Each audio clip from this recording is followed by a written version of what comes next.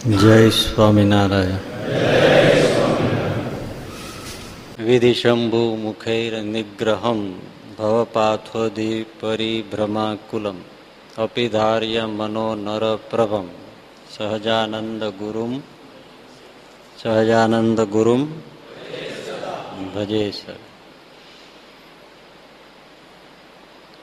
એની આગળનો શ્લોક છે. સૌથી પહેલો શ્લોક જે ભવસંભવનો છે એમાં સંસારનું સ્વરૂપ શું છે અને ભગવાનનું સ્વરૂપ શું છે એનું વર્ણન છે. સંસાર કેવો છે? ભવસંભવ ભીતિ ભેદનમ. ભેદમનું તો ભગવાનને લક્ષણ ગયું, પણ ભવસંભવ ભીતિ ભરપૂર, પગલે ને પગલે જેમાંથી દુઃખ પીડા વ્યથા બધું ઊભું થાય એને શું કહેવાય? સંસાર. શું કહેવાય? શું કહેવાય? હા.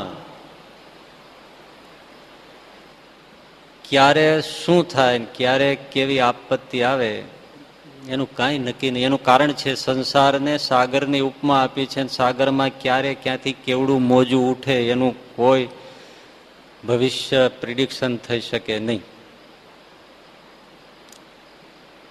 અને સાગરને કોઈ નાથી શકે નહીં ભગવાન સિવાય. પાળ વિનાનો સમુદ્ર મર્યાદામાં રહે છે, પણ કોની મર્યાદા? આજ્ઞા ભગવાનની. બાકી બીજાનું કોઈ માને નહીં. કદાચ સુનામી આવે, જે દરિયામાં ભૂકંપ સર્જાય એને સુનામી કહેવાય. એની આગાહી માનો કે કરી શકે, પણ રોકી કોઈ શકે?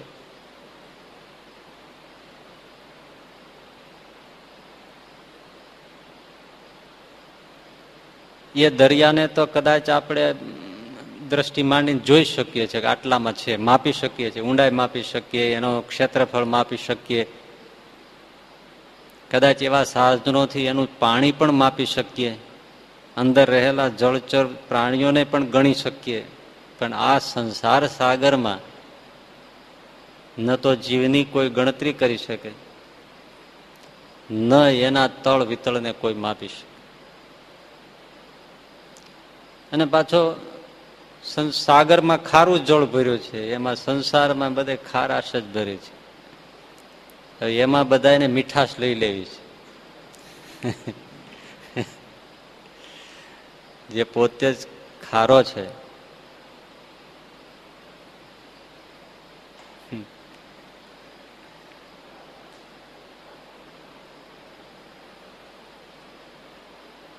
બહુ સરસ એક બે પંક્તિ છે સાગર વિશેની. રડીને મોજા આ જગતને કહે છે. મોજાઓ જે ઘૂઘવાટ કરે છે ને, તો કવિને લાગ્યું, સંતને લાગ્યું કે આ રડે છે. રડીને આ મોજા કહે છે કે ભીતરમાં જ ભર્યા છે મોતી, પણ અમારા જીવન ઝેર થઈ ગયા છે. ભીતરમાં જ ભર્યા છે મોતી, પણ અમારા જીવન ઝેર થઈ ગયા છે. રડીને મોજા કહે છે આ જગતને. એક ટુકડો સંપત્તિ ઉપર જ છે કઈક. ભીતરમાં જ ભર્યા છે મોતી, પણ અમારા જીવન ઝેર થઈ ગયા છે.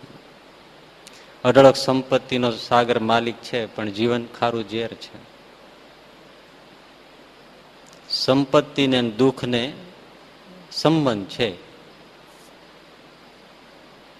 વધારે સંબંધ છે. સંપત્તિ ન હોય તોય દુઃખ છે, હોય તોય દુઃખ છે. માપસર હોય તો સુખ છે.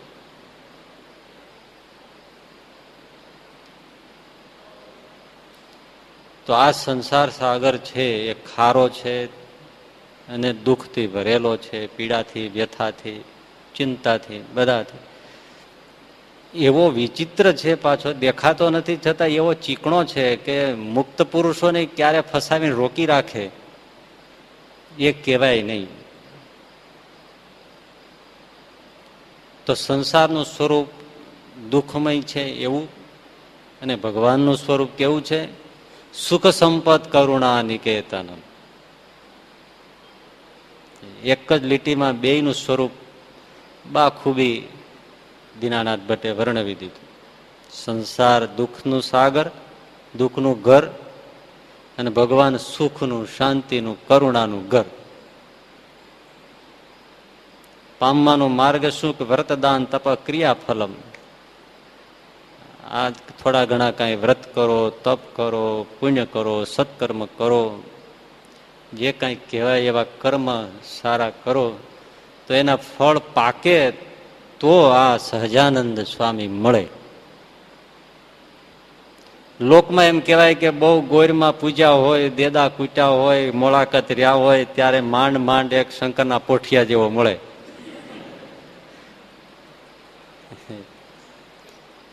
તો ભગવાનને મેળવવા હોય તો કેટલા વ્રત કરવા પડે. પણ એમ જોવા જઈએ તો એ શાસ્ત્રોમાં તો બહુ હશે વર્ણનો, પણ આપણું જોતા એવું નથી લાગતું કે આપણે બહુ વ્રત પૂર્ણ કરીને આવ્યા હોય. છતાંય કાંઈક ભગવાનની કરુણા છે કે કોઈ સત્પુરુષોની કરુણા છે, પશુઓનીમાં, પક્ષીઓનીમાં ક્યાંય નજર પડી હોય કે કાંઈક ઉપયોગમાં આવ્યા હોય તો ભગવાનનો જોગ થાય છે. અને સૌથી મોટો પહેલો તો જોગ સત્સંગનો થાય છે. બ્રહ્માંડ જ્યારથી સર્જાયું હશે ને જ્યારથી વિનાશ થશે ત્યાં સુધી એકની એક વાત તો સનાતન રહેશે કે કોઈને સંત મળ્યા વગર, સત્સંગ મળ્યા વગર ભગવાન મળતો નથી. એક સિદ્ધાંત વાત છે. પછી ધોળે લુગડે પણ સંત હોય, ભગવે લુગડે પણ સંત હોય, પણ કોઈ મળવું જોઈએ.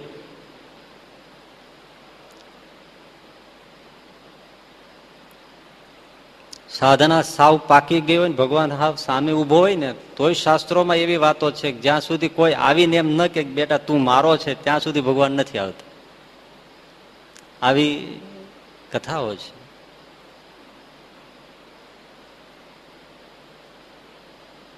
એટલે પહેલો શ્લોક છે એમાં ભગવાનનું ને સંસારનું બેયનું સ્વરૂપ. બીજા શ્લોકની અંદર ખાસ કરીને વિશેષ ભગવાન કરુણામૂર્તિ છે એનું વર્ણન છે. કરુણામય ચારુ લોચનમ શરણાયાત જનાર્તિ મોચનમ પતિતોદ્ધરણાય તત્પરમ સહજાનંદ ગુરુમ ભજે છે. અદભુત છે. આ તો હજી એમાં જે કહેવાય ને એટલો ભંડાર છે આ બે પંક્તિઓમાં. કરુણામય દર્શન જ્યારે જ્યારે આપણે શ્રીજી મહારાજના કરીએ ને ત્યારે આ ભાવથી દંડવત કરીને કરવા કે મહારાજ અમારી સામું જુઓ ને તો અમારું કલ્યાણ થાય જ નહીં. આપણી બધી ભક્તિ કેવી હા ગળથલ જેવી. સસલાને ઘેરે હાથી મહેમાન થયો તો હવે એ સસલું એને શું જમાડે, મોઢામાં બે તરણા લાવીને એની આગળ મૂકે. હવે ઓલાને તો ફૂંક મારે તોય ઉડી જાય. એક એક કોળિયો 5-5, 10-10 મણનો થતો હોય એવા તો એના ખાવા પીવાના ખોરાક હોય પેટ ભરવાના હાથીને. એને સસલું શું જમાડે? પછી બિચારું બે તરણા મૂકીને આમથી આમ અળગોઠિયા ખાય ને હર્ષ વ્યક્ત કરે. એને હા ગળથલ કહેવાય. સસલું ગોલીટા ખાય અને હાથીને ખુશ કરે. એમ આપણી ભક્તિ બધી કેવી હા ગળથલ જેવી. શું રાજી થાય? કાંઈ એવા નથી આપણા એવા વ્રતદાન તપ.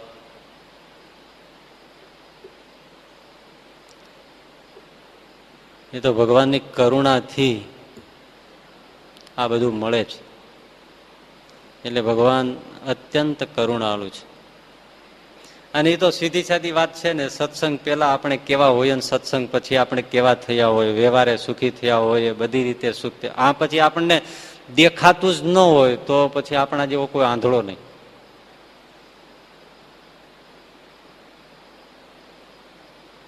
અને તોય આ સત્સંગ થકી મળ્યા પછી પણ લોકોને સત્સંગમાં બહુ હર્ષ નથી આવતો. એ બહુ મોટી દુઃખની વાત છે.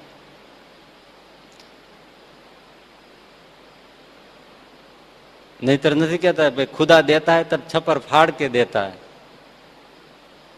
એટલે એક જણાને પૂછ્યું ભાઈ તારું છપ્પર ફાડીને કદાચ કોઈ ત્યાંથી લાખ રૂપિયા મળી જાય તો તું પેલું શું કામ કરે? આ બધું આમ કહેવાય છે ખુદા દેતા હૈ તબ છપ્પર ફાડ કે દેતા હૈ. તો માન કે તારું છપ્પર ફાડીને ખુદા તને 1 લાખ રૂપિયા તારા ઘરમાં નાખી દે તો તું પેલું કામ શું કરે? તો કે પેલા હું છપ્પર છે ને એને છત છે એને હરખી કરાવી લઉં, કારણ કે બીજી વાર ફાટે.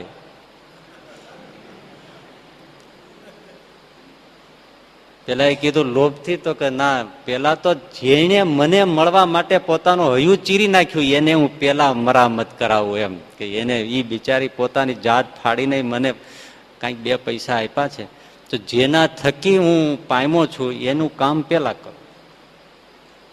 મૂળને ન ભૂલે, જે ઝાડવું મૂળ ન મૂકે એ સુકાય નહીં, મૂળ મૂકી દે એ સુકાઈ જાય. પણ આપણે એવું છે કે જેમ જેમ સત્સંગમાં સુખ્યા થતા જાય પછી ધીમે ધીમે ધીમે એ મૂળ જ છૂટી જાય. મૂળ અને કુળ 2 પકડી રાખે તો માણસ સંસ્કૃતિએ અને સત્સંગથી સમૃદ્ધ રહે.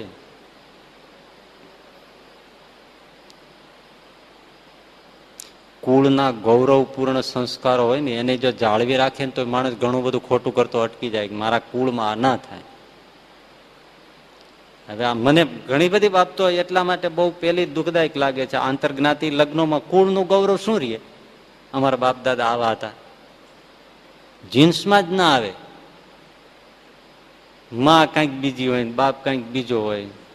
ગાંધીજીના બધા કામ સારા છે, પણ એને ભલે ને આપણે જે નીચી કચડાયેલી પ્રજા હોય એને ઊંચી લાવવા માટે બધું કરાય, પણ આંતરજ્ઞાતિય લગ્નો કરવાનું તો મૂર્ખાઓ જ વિચારે. કારેલાને દૂધીને ભેળા કરો તો કંઈક નવું જ થાય. એ માણસમાં કાંઈ નવું નહીં થતું હોય તમે 2 જ્ઞાતિઓ ભેળી કરો તો. મેડિકલની સાયન્સ પ્રમાણે બ્લડ ચડાવવું હોય તમે કેટલું નિરીક્ષણ કરીને પછી પરીક્ષણ કરીને પછી બ્લડ ચડાવો છો, કેમ ફિટ ન થાય. અને આમાં બધું એમને ચાલ્યું જાય. માણસનું લોહી લાલ છે ને એક રંગે છે એમ કહેવાય, પણ એક સરખું નથી હોતું, કેટલા ભેદ છે. અને જીન્સમાં આખું વિજ્ઞાન ભર્યું છે એમ પાછા બધા કહેતા જાય છે, અને પાછું એ જીન્સની સાથે છેડછાડ કરવાની, તો એ તો ડાયા માણસોનું કામ નથી. આટલા બધા આજ સ્કૂલોની અંદર શિક્ષકો થઈને રાક્ષસો જેવા થઈ ગયા છે, આ દેશમાં ન હોય. કારણ કે આખી જે વિદ્યાનો ગુરુ હાલ્યો આવતો હોય પરંપરા કુળમાંથી, એને આવી વિચાર જ ન આવે. કેટલું શિષ્ય પ્રત્યે કેવા તો ભાવ રહેતા, અને શિષ્યોને ગુરુ માટે કેવા ભાવ રહેતા. મા બાપથી પણ વિશેષ આચાર્ય અને ગુરુને માનતા. આવી વાત જ ત્યાં ન આવે. આવું ક્યારે બને કે જયારે બ્લડના આખા ગુણ બદલી ગયા, કુળ બદલી ગયા. ડાહ્યા પુરુષોની વાતો ન માનવાનું આ બધું ફળ છે.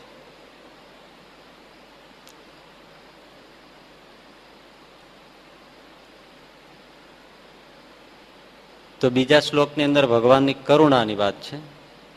પછી ત્રીજામાં નિજ તત્વ પથાવબોધનમ જનતા સ્વત એવ દુર્ગમમ ઇતિ ચિંત્ય ગૃહિત વિગ્રહમ સહજાનંદ ગુરુમ ભજે સદા. ભગવાનનો અવતાર શા માટે થાય છે એની સરસ વાત, એટલે સ્વરૂપની વાત છે.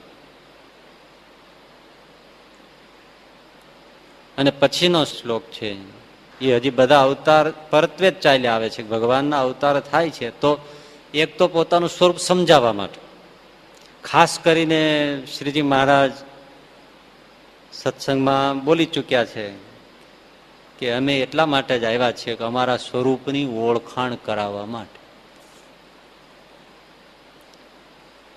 જ્યાં સુધી એ આવે નહીં ત્યાં સુધી અક્ષરાધીશની ઓળખાણ થાય નહીં. સ્વરૂપની ઓળખાણ ને સ્વરૂપ નિષ્ઠા તો બહુ મોટી વાત છે. ધર્મ નિષ્ઠા અને સ્વરૂપ નિષ્ઠામાં સ્વરૂપ નિષ્ઠા તો બહુ સર્વોત્કર્ષ છે. સ્વરૂપની ઓળખાણ માટે શ્રીજી મહારાજનું પ્રાગટ્ય. બીજું તો કે હવે વિધિશંભુ મુખેર નિગ્રહમ ભવપાથોધિ પરિભ્રમાકુલમ.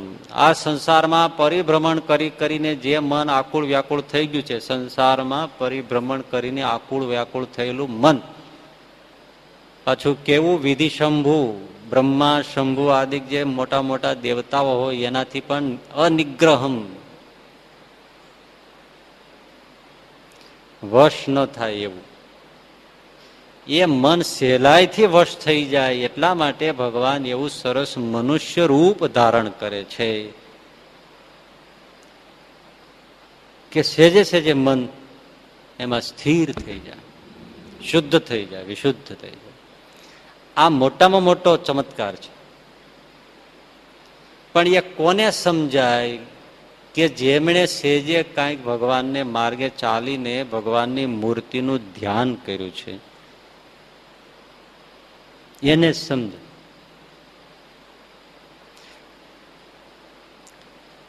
રૂપ બે પ્રકારના છે. એક સંસારી પણ રૂપાળા હોય, બીજું ભગવાનનું રૂપ પણ અદ્ભુત હોય. સંસારમાં રૂપાળા લોકો તો હોય, સ્ત્રી હોય પુરુષો હોય, સૌંદર્ય ત્યાં પણ હોય, ભગવાનમાં પણ સુંદરતા હોય. પણ સંસારી મનુષ્ય, સ્ત્રી કે પુરુષ, એના રૂપમાં કોઈ મોહિત થાય તો નિર્વિકાર ન થાય. વિકારો વધે પણ ઘટે નહીં. એ તો એક ને એક બે જેવી વાત છે ને. કોઈ એમ કે છે કે હું મારા પતિનું ધ્યાન કરતા કરતા બ્રહ્મરૂપ થઈ ગઈ. એવી કોઈ મીરા પૂજાય છે, કૃષ્ણના રૂપમાં ગયેલી છે, બીજી કોઈ પૂજાય છે?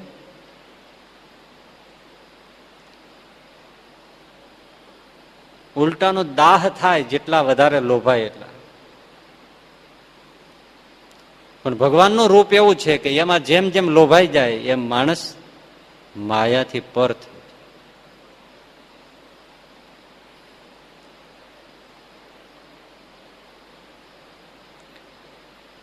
એટલે ભગવાન પ્રત્યે ગમે તેવા ભાવથી જાય તોય શુદ્ધ થઈ જાય. જો ભગવાનનું સ્વરૂપ કેવું, વેર ભાવે જાય તોય શુદ્ધ થઈ જાય. કંસ શિશુપાળ વેર ભાવે જોડાણા તોય તરી ગયા. ગોપીઓ અને કુબજા કામ ભાવે ભગવાન સાથે જોડાણા. પતિ ભાવે, કામ ભાવે, બિલકુલ સંસારી ભાવ. કુબજાનો તો સાવ સંસારી ભાવ. પણ જેવું ભગવાનનું સ્વરૂપ રૂપ એનો સ્પર્શ થાય, નજીક જાય, તે આખો સંસાર ઓગળી જાય. આ મોટા મોટી ઘટના છે. એટલે મનને ધોઈ નાખવાનું અને સ્થિર કરવાનું આના જેવું કોઈ સરળ અને ઉત્તમ સાધન નથી. એટલે એક વસ્તુ એ છે, તમને જોકે એવું ઓછું આવે બધું, પણ કદાચ ક્યાંય આગળ કોઈ મળી પણ જાય કે જે નિર્ગુણ નિરાકારને માનનારા કોઈ હોય, ઘણા હોય છે. એ ભગવાનના અવતારો કે કોઈ મૂર્તિઓ કે એના આકારોને બધાને નાશવંત માને છે. એટલે મૂર્તિ ઉપાસના એ ટેકો છે, અવલંબન છે, લ્યો તો ભલે, પણ પછી મૂર્તિ પણ મૂકી દેવાની. એને બધી મોટા મોટા પુરુષોના પછી વાક્યો લાવી અને ગોઠવી દે બધું.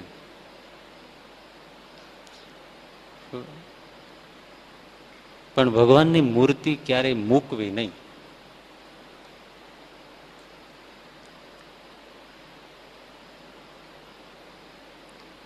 આટલું રોકડું મળતું હોય તો શા માટે છોડવું?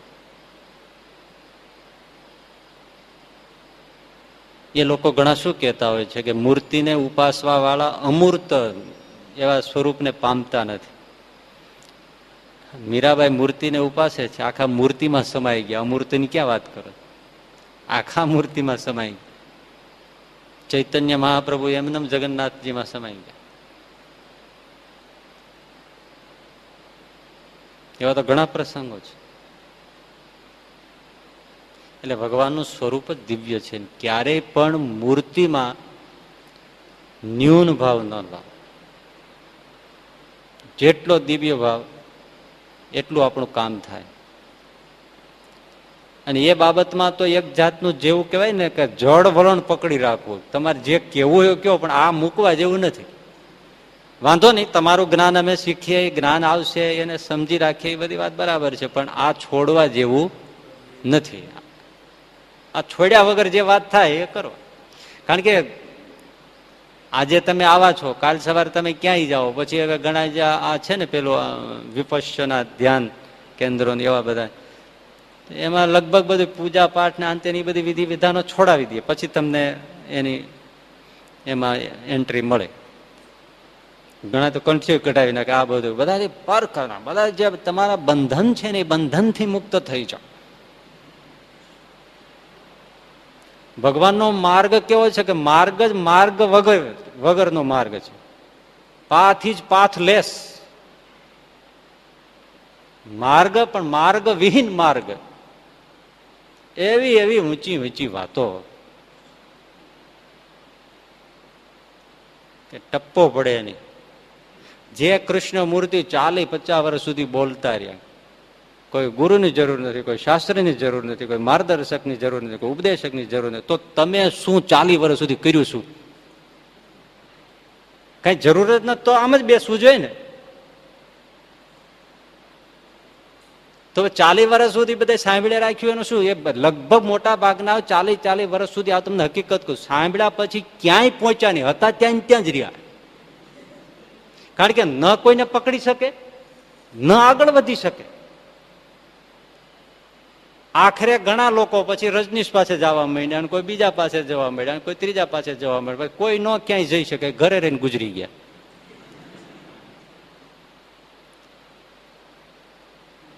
અમુક પ્રકારની વૈચારિક ઉપજ હોય તો એના વિચારોને તમે માણી શકો, એનો વાંધો નથી. બૌદ્ધિકતા હોય તો હળવાઈ થઈ શકે. નથી હાવ અકલ વગરના અમે નથી, અમે સમજી શકીએ છીએ કે શું કેવું છે, પણ એ બધો ઉદ્ધાર માલ છે. એના કરતા હરે કૃષ્ણ રાધે ગોવિંદ મુરારી, હે કૃષ્ણ દેવ મુરારી, એ નામ જપ, ઓમ નમો ભગતે વાસુદેવાય બેઠા બેઠા જપ કરે જ રાખો. કશું કર્યા વગર માણસ ક્યાંયનો ક્યાંય જતો રહે.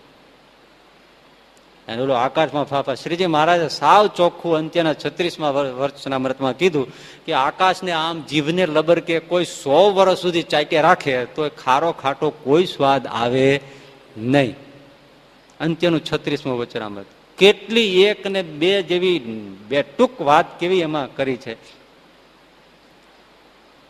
કે આકાશને 100 વર્ષ સુધી ચાટે રાખે તો ખારો ખાટો કોઈ સ્વાદ આવે નહીં. એમ નિર્બીજ સાંખ્ય અને નિર્બીજ યોગ એટલે નિરાલંબ માર્ગ, ભગવાનના કોઈ અવલંબન તે ભગવાન નહીં, એવું સાંખ્ય ને એવો યોગ, એ માર્ગમાં એ આત્મદર્શનની વાત લખી છે. પણ મહારાજ કે એ વાત ખોટી છે. શાસ્ત્રમાં લખી છે તો પણ નિર્બીજ અને નિર્બીજ સાંખ્ય નિર્બીજ યોગ એનાથી આત્મદર્શન થાય છે એવું શાસ્ત્રમાં કીધું છે. મહારાજ એમ કે છે, શ્રીજી મહારાજ શાસ્ત્રમાં કહ્યું છે નિર્બીજ સાંખ્ય ને નિર્બીજ યોગથી આત્મદર્શન થાય છે, એમ શાસ્ત્રમાં કહ્યું છે. પણ ભલે કહ્યું, પણ એ વાર્તા ખોટી છે. એવો અમે કોઈ જોયો નથી, એવો અમને કોઈ મળ્યો નથી, અનુભવમાં પણ એ વાત સિદ્ધ થતી નથી. અમે ઘણા ઘણા સિદ્ધ પુરુષોને મળ્યા છીએ, ગોપાળદાસ વગેરે યોગીઓને પણ મળ્યા છે, પણ અમે એવો કોઈ દીઠો નથી. ભગવાનની મૂર્તિની ઉપાસના એ કરીને, ભગવાનના નામ જપની ઉપાસના એ કરીને ગતિ થાય છે.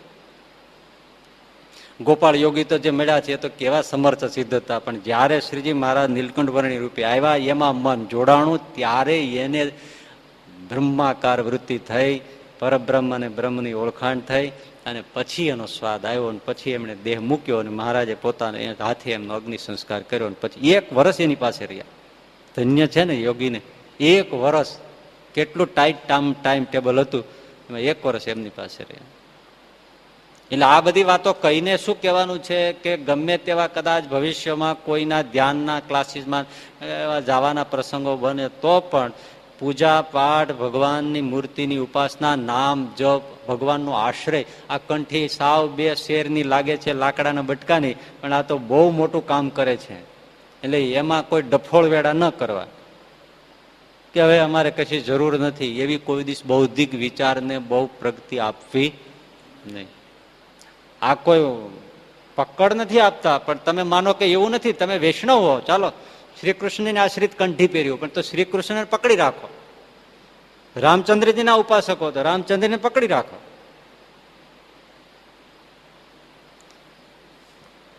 રોકડો માલ છે. તુલસીદાસજી, મીરાબાઈ, સુરદાસજી જે પહોંચી ગયા છે, ચાલ્યા છે, એ માર્ગે જ આપણે ગતિ કરીએ. તો ભગવાનની મૂર્તિ આના માટે આ માર્ગમાં અદ્ભુત ફળદાયી છે. એ જ સર્વસ્વ છે. પામવાનું પણ એ ને સાધન પણ એ સાધ્ય પણ એ. હવે એક વાત કે ભગવાનની મૂર્તિ તો કામ ભાવે ગોપીઓ ગઈ તો શુદ્ધ થઈ ગઈ, કુબજા સાવ કામ ભાવે ગઈ તોય યોગ્યો પરમહંસ જેવા સુખદેવજી કુબજાને યાદ કરે એનાથી મોટી કઈ પ્રાપ્તિ કહેવાય? કુબજાનું નામ સુખદેવજી જેવા પરમહંસો, વ્યાસજી જેવા ભગવાનના એમને યાદ કરે કુબજાને. શા માટે? વિશુદ્ધ થઈ જાય છે. પરમ ભાગવતાચાર્યો કુબજાનું યાદ કરે ને એનું ચરિત્ર કલાકો સુધી ગાય. પણ આ દેશની અંદર એવા મૂર્ખાઓ પણ થયા છે. હા, કેવું પડે એટલે માટે કેવું પડે તો કેવું જ પડે.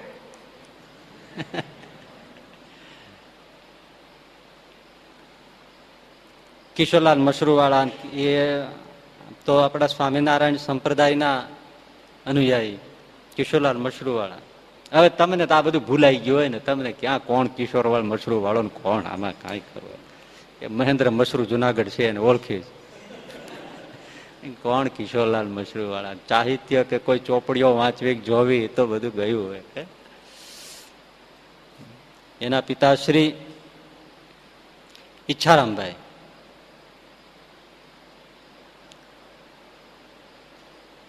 અળસીના એના બધાના વેપારી.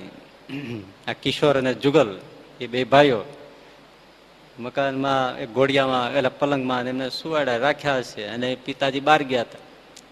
અચાનક અળસીનું ઘર ફાટ્યું, એટલું બધું અળસી ભરી દીધેલી ને તે ફાટ્યું.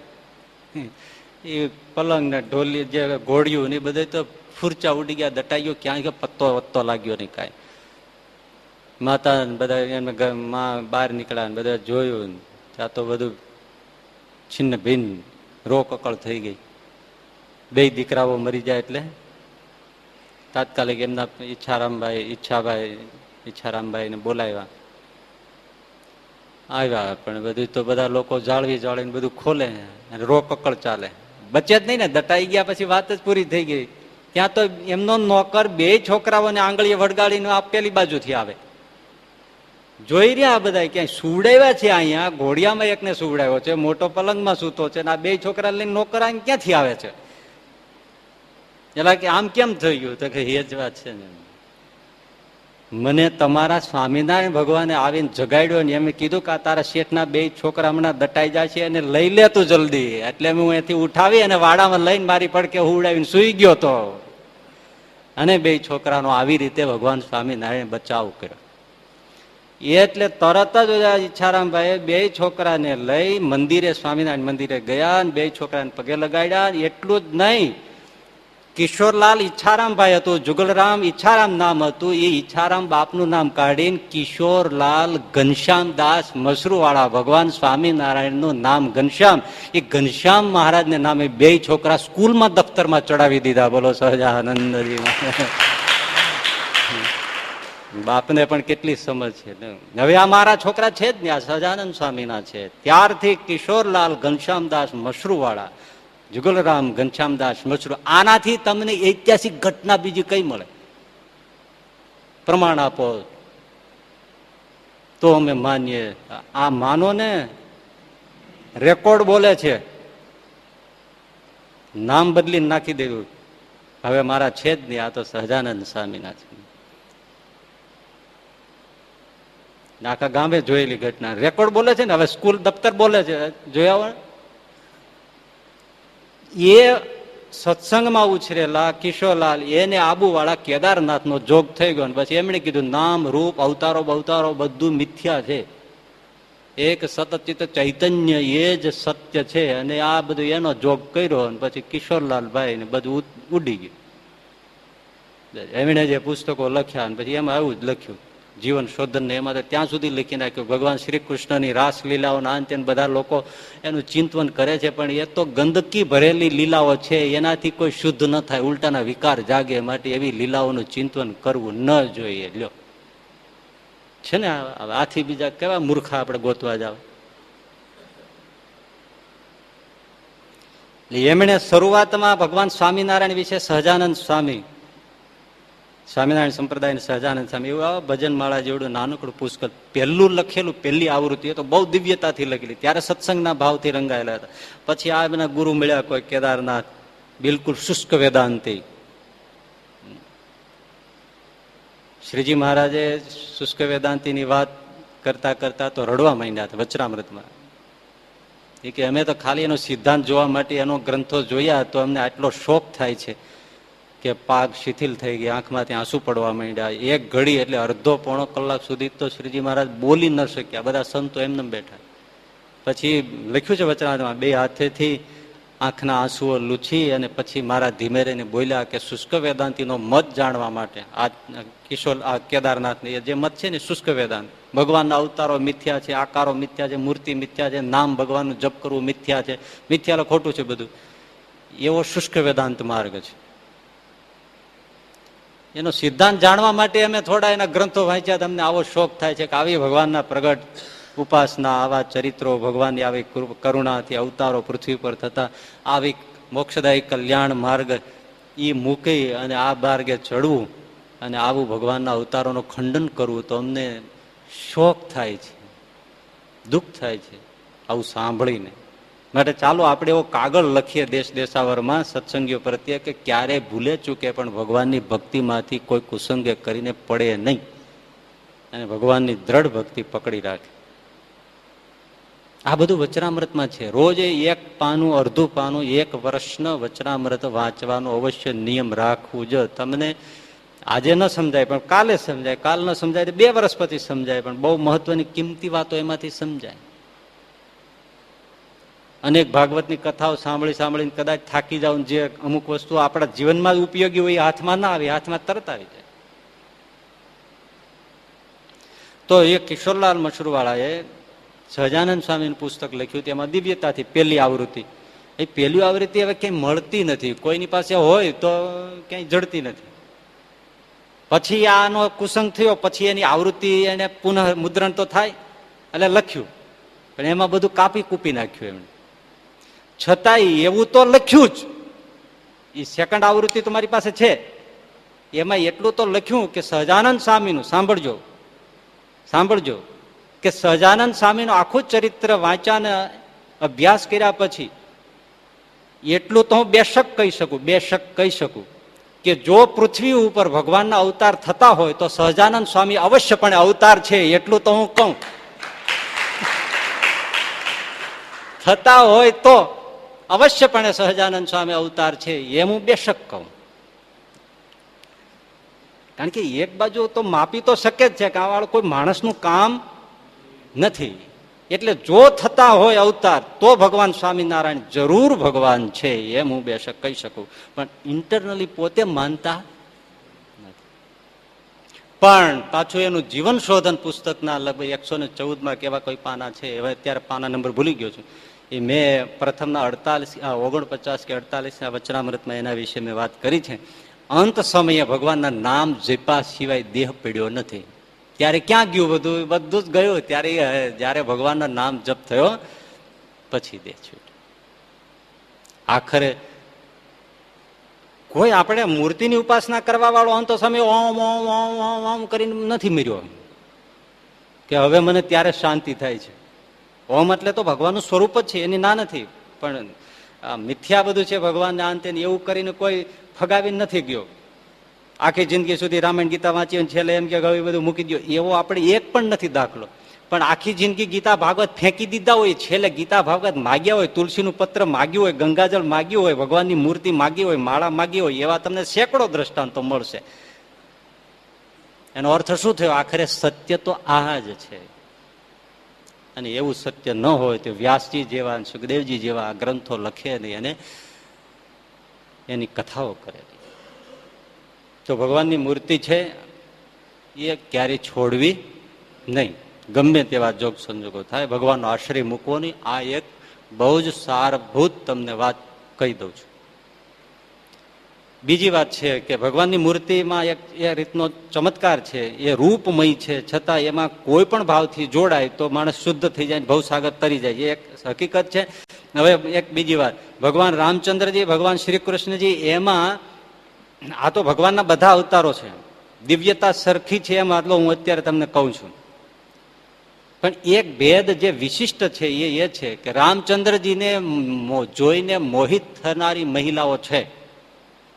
પરણવાનો સંકલ્પ થાય છે, શૂર્પણખા આવે જ છે, એવું થાય છે. ભગવાન શ્રી કૃષ્ણને જોઈને પણ કુબજા ગોપીઓ બધાને મોહિત થાય છે. લીલા જ છે, ભેદ નથી કહેતો, તેમ કોઈ ટીકા નથી કરતો. સ્વરૂપના અવતાર કાર્યના એક જે વિશિષ્ટતા છે સમજવા માટે કહું. પણ સહજાનંદ સ્વામીના જીવનમાં એક પણ દાખલો નથી. રૂપ માધુરી છે, પણ કોઈ મહિલાને ક્યારે એમને પતિ ભાવે વરવાનો સંકલ્પ થયો નથી, એક પણ. હા, દાસભાવ જાગ્યો, સખ્ય ભાવ જાગ્યો, વાત્સલ્ય ભાવ જાગ્યો, પણ કાંત ભાવ ન આવ્યો. સહજાનંદ સામે જોયા પછી કોઈને એમ નહીં થયું હું આને પરણું. એ મૂર્તિને જોતાની સાથે એવા પ્રસંગ હોય છે, પણ જોતાની સાથે એના વિકારો જ અદ્રશ્ય થઈ ગયા. જોતાની સાથે જ ગયા. પરણવાનો સંકલ્પ જ ક્યાં થાય છે? રામાવતારમાં, કૃષ્ણ અવતારમાં એ લીલા પ્રદર્શિત કરી. ભગવાનને જોઈને મહિલાઓને એમ થઈ ગયું કે અમે એને પતિ ભાવે મળીએ. પણ સહજાનંદ સ્વામીમાં એ નથી. કારણ કે વિશિષ્ટ મૂર્તિ રાખી છે. સખ્ય ભાવ જાગ્યો ઘણા ને દાસભાવ તો ઘણા ને કે અમારા ઈષ્ટ છે, માલિક છે, અમે એમની સેવિકાઓ છે. અનેક સત્સંગમાં એ રીતે ત્યારે ઉપાસ. સખ્ય ભાવ અમુક કરિયાણાના મીણબાઈ ને એવા બધા વખતબા વેલાલના એવા હોય એમને આવ્યો તો મહારાજને ઠપકો પણ આપે. મનુષ્ય ચરિત્ર બહુ કરવા જાય, કોઈને સંશય થાય એટલે,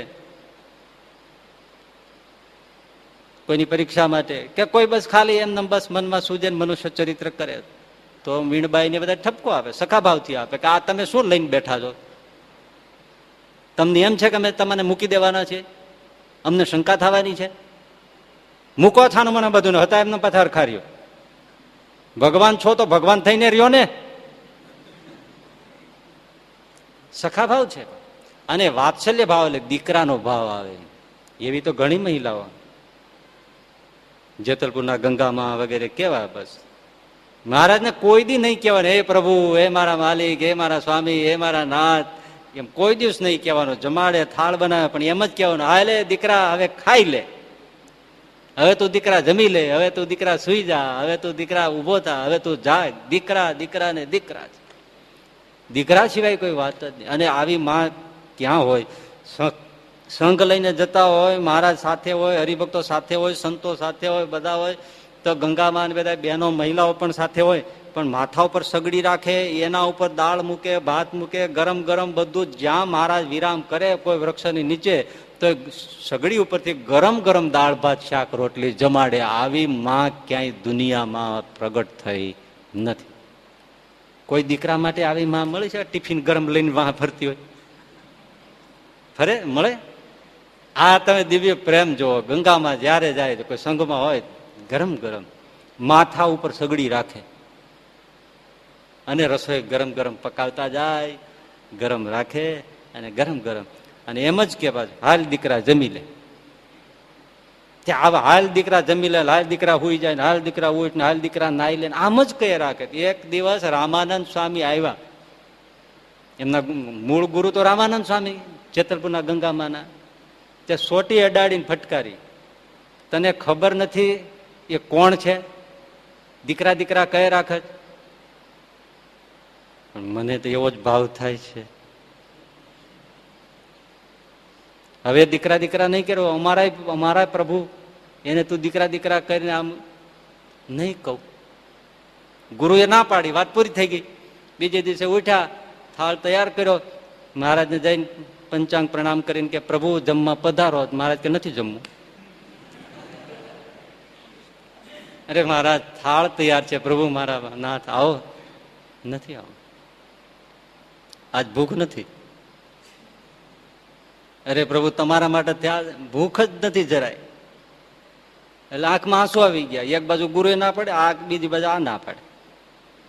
મારો કોઈ વાંક ગુનો કઈ નહીં. તમે એમ કહો કે હાલ દીકરા જમી લે, હમણાં ઉભો થાઉં. રડવા માંડ્યા. પછી મહારાજે બહુ હઠ કરી, તો અમારે અહીંથી જતું રહેવું છે. તે પાદર સુધી જતા રહ્યા. આ પાછળ રડતા જાય, એ મહારાજ, એ પ્રભુ જમી લ્યો. ના, હવે જવું છે.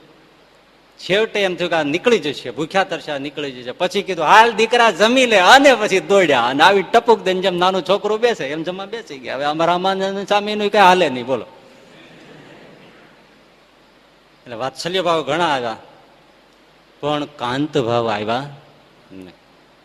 આ મૂર્તિ એની વિશિષ્ટતા છે. બહુ ઘણા ભેદ જોઈ છે, પણ પછી બહુ જ્યાદા ભેદ કહી શકાતા નથી. ઘણા એને પચે નહીં. અમુક એવું છે ને, કારણ કે આજુબાજુ સમજાય નહીં, આજુબાજુનું કાંઈ તો કાંઈ મુશ્કેલી થાય હોય તો મહારાજ પોતે વચનામતમાં કહે છે બધું કેવા જઈએ તો મૂળગેથી જાય પાછા. તો વળી પાછું સાવ પાછું ઓલું જાય, એના કરતા બધું બરાબર છે. સૌ અવતારોની એક વિશિષ્ટતા હોય છે. શ્રી કૃષ્ણજી રામચંદ્રની જેમ શાંત ઉભા ન રહી શકે, અને રામચંદ્રજી શ્રી કૃષ્ણની જેમ ગોપીઓને ગળે હાથ મૂકી નાચી ન શકે.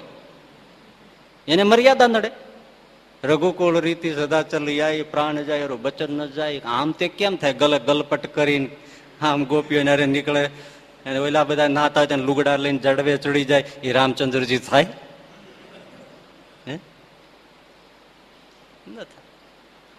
તો રામચંદ્રજી જે મર્યાદામાં રહેતા હોય એ શ્રી કૃષ્ણ તમે ગમે એટલું શીખવાડો, બીજી મિનિટે ગુલાંટ મારે. એને પોસાય જ નહીં કે આ વાત બંધન પોસાતા છે. હે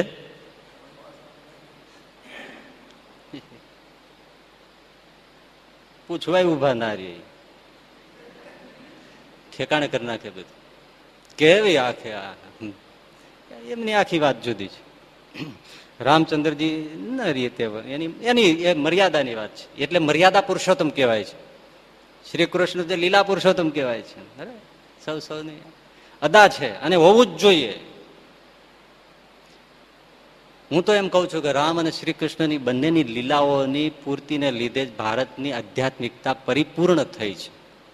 અમુકમાં મર્યાદા હોવી જોઈએ, અમુકમાં અમુક રીતે છૂટછાટી હોવી જોઈએ. એ જ તો આપણા ભારતની એક હિન્દુ સંસ્કૃતિની મહાનતા છે કે વિવિધતાનો સ્વીકાર છે.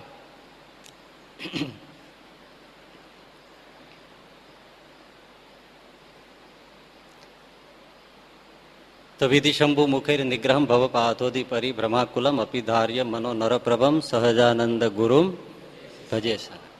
આ મૂર્તિની એક અદભુતતાની વાત છે.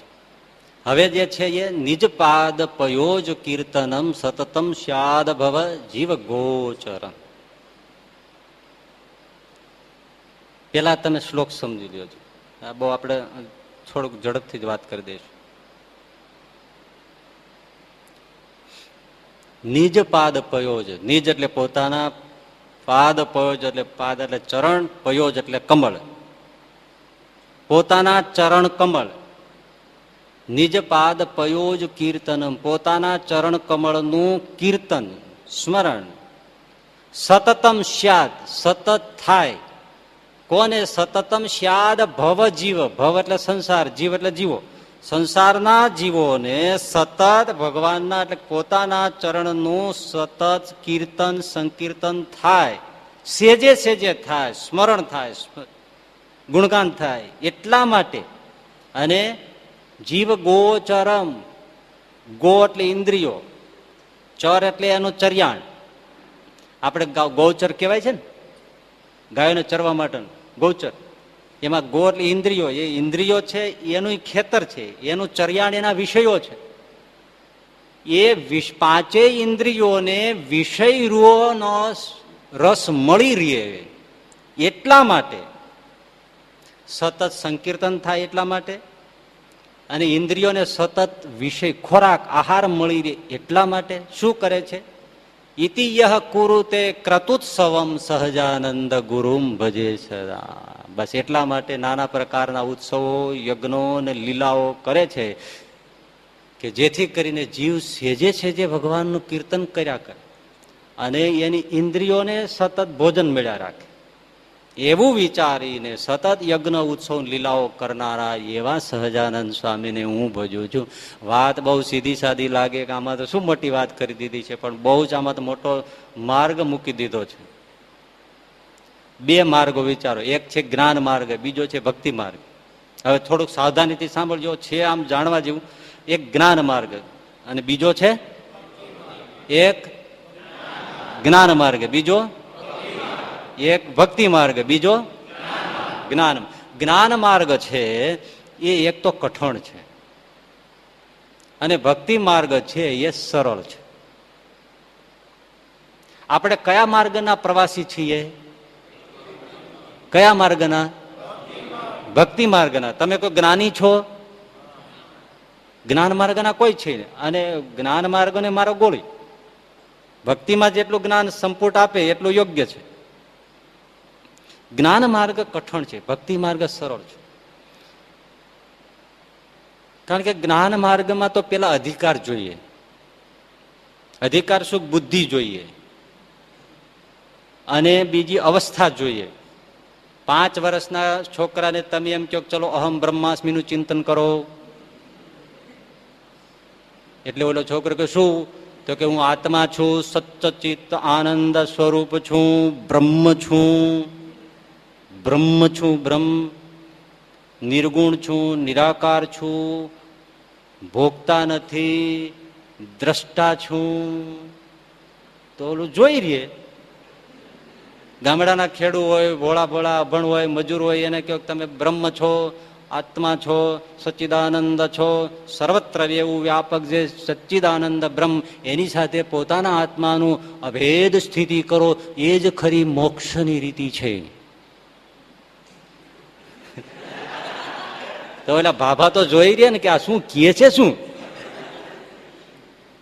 એના માટે બુદ્ધિ જોઈએ, વેદ વેદાંતને સમજવાની તાકાત જોઈએ. હવે અહીંથી શરૂઆત જ એમ કરે, બોલો આજે માણસ ભણવાનું શરૂ કરે, વેદાંત ભણવું પડે, વેદાંતનું શ્રવણ કરવું પડે. શરૂઆત એમ કે હાલો શ્રી ગણેશાય નમઃ, તો કે શિંગડેશાય નમઃ. શ્રી ગણેશાયની જગ્યાએ શિંગડેશાય નમઃ આવે, કારણ કે બળદના શિંગડા જ જોયા હોય.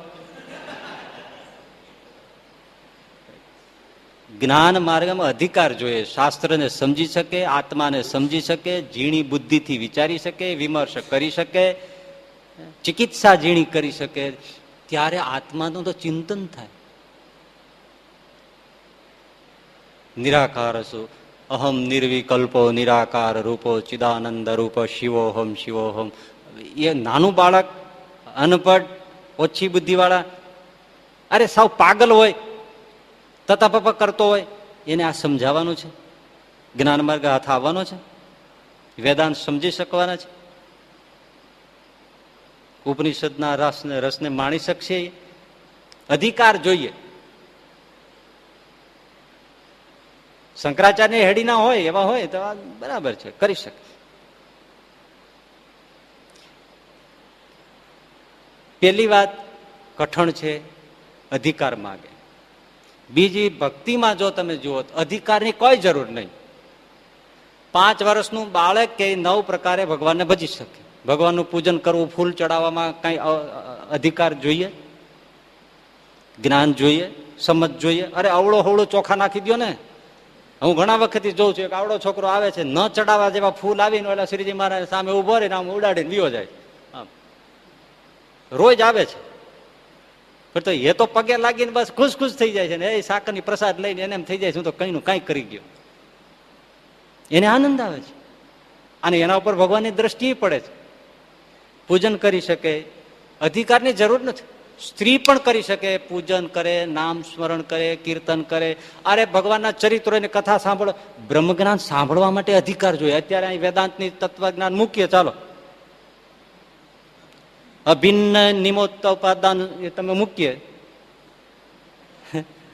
નિમિત્ત કારણ ઉપાદાન કારણ છે એ અભિન્ન છે, એનું તત્વજ્ઞાન તમારે આગળ મૂકીએ, એ બે એક છે.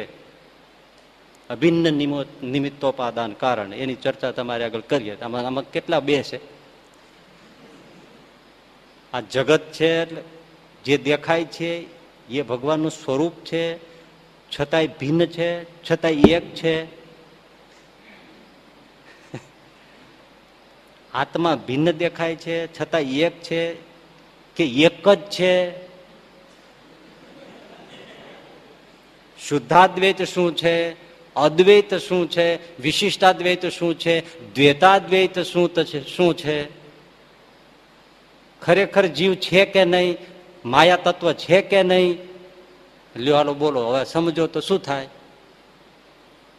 પણ એમ કઈક ચાલો 5 મિનિટ ના ધૂન બોલો, રાધે રાધે ગોવિંદ ગોપાલ બોલો, તો બધા ઉપાડ લેશે, ભગવાનની મૂર્તિમાં જોડાઈ જાય.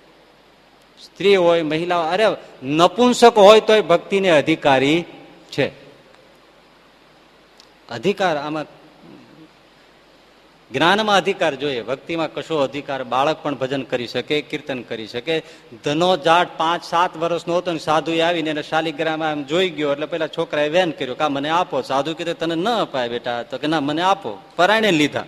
સારું લે રાખો. સ્નાન કરીને સ્નાન કરાવવાનું, આમને ખવડાવીને ખાવાનું. સ્નાન કરીને સ્નાન કરાવવાનું અને આને ખવડાવીને ખાવાનું. પેલા સ્નાન કરવાનું, પછી આને સ્નાન કરવાનું, પેલા આને ખવડાવવાનું, પછી ખાવાનું. સારું, આટલો જ વિધિ. ધનો ખુશ થઈ ગયા, સાધુ જતો રહ્યો. શાલિગ્રામ પધરાવ્યા, નાયો અને નવડાવ્યા. હવે એને જમાડીને પછી જમવાનું. સાધુએ કીધું રોટલો શાક જે હશે એ લઈને મૂક્યું, જમો ઠાકોર. શાલિગ્રામ ગોળ મોટો, ન દેખાય આંખ, ન દેખાય નાક, ન દેખાય મુખ. શાલિગ્રામ આમ કઈ બાજુ જમશે શું ખબર? આ તો ધનો બેઠો, સાધુએ કીધું છે ખવડાવીને ખાવું, એ વગર તો ખવાય નહીં. એટલે ધનો કે જમો. 7 વર્ષનું છોકરું, જાટ કોમ, જાટ અધિકાર કયો? ઓલું વેદાંત ભણવું હોય, શાસ્ત્ર ભણવું હોય, ઉપનિષદ ભણવા હોય તો પેલા તો ઉપવિત સંસ્કાર લેવો, દીક્ષા લેવો, મંત્ર દીક્ષા લેવો, કેટલું કરો, ત્યાર પછી તો શાસ્ત્રમાં ગતિ પડે. તે પેલા ગુરુ જ્ઞાન ના આપે. ઉપનયન સંસ્કાર હુઆ હે, ઉપનયન સંસ્કાર શું એ જ નથી ખબર, પછી સંસ્કાર થવાની ક્યાં વાત છે? એટલે ધનાએ તો બહુ વિનંતી કરી, લ્યો જમો જમો, મને ભૂખ લાગી છે.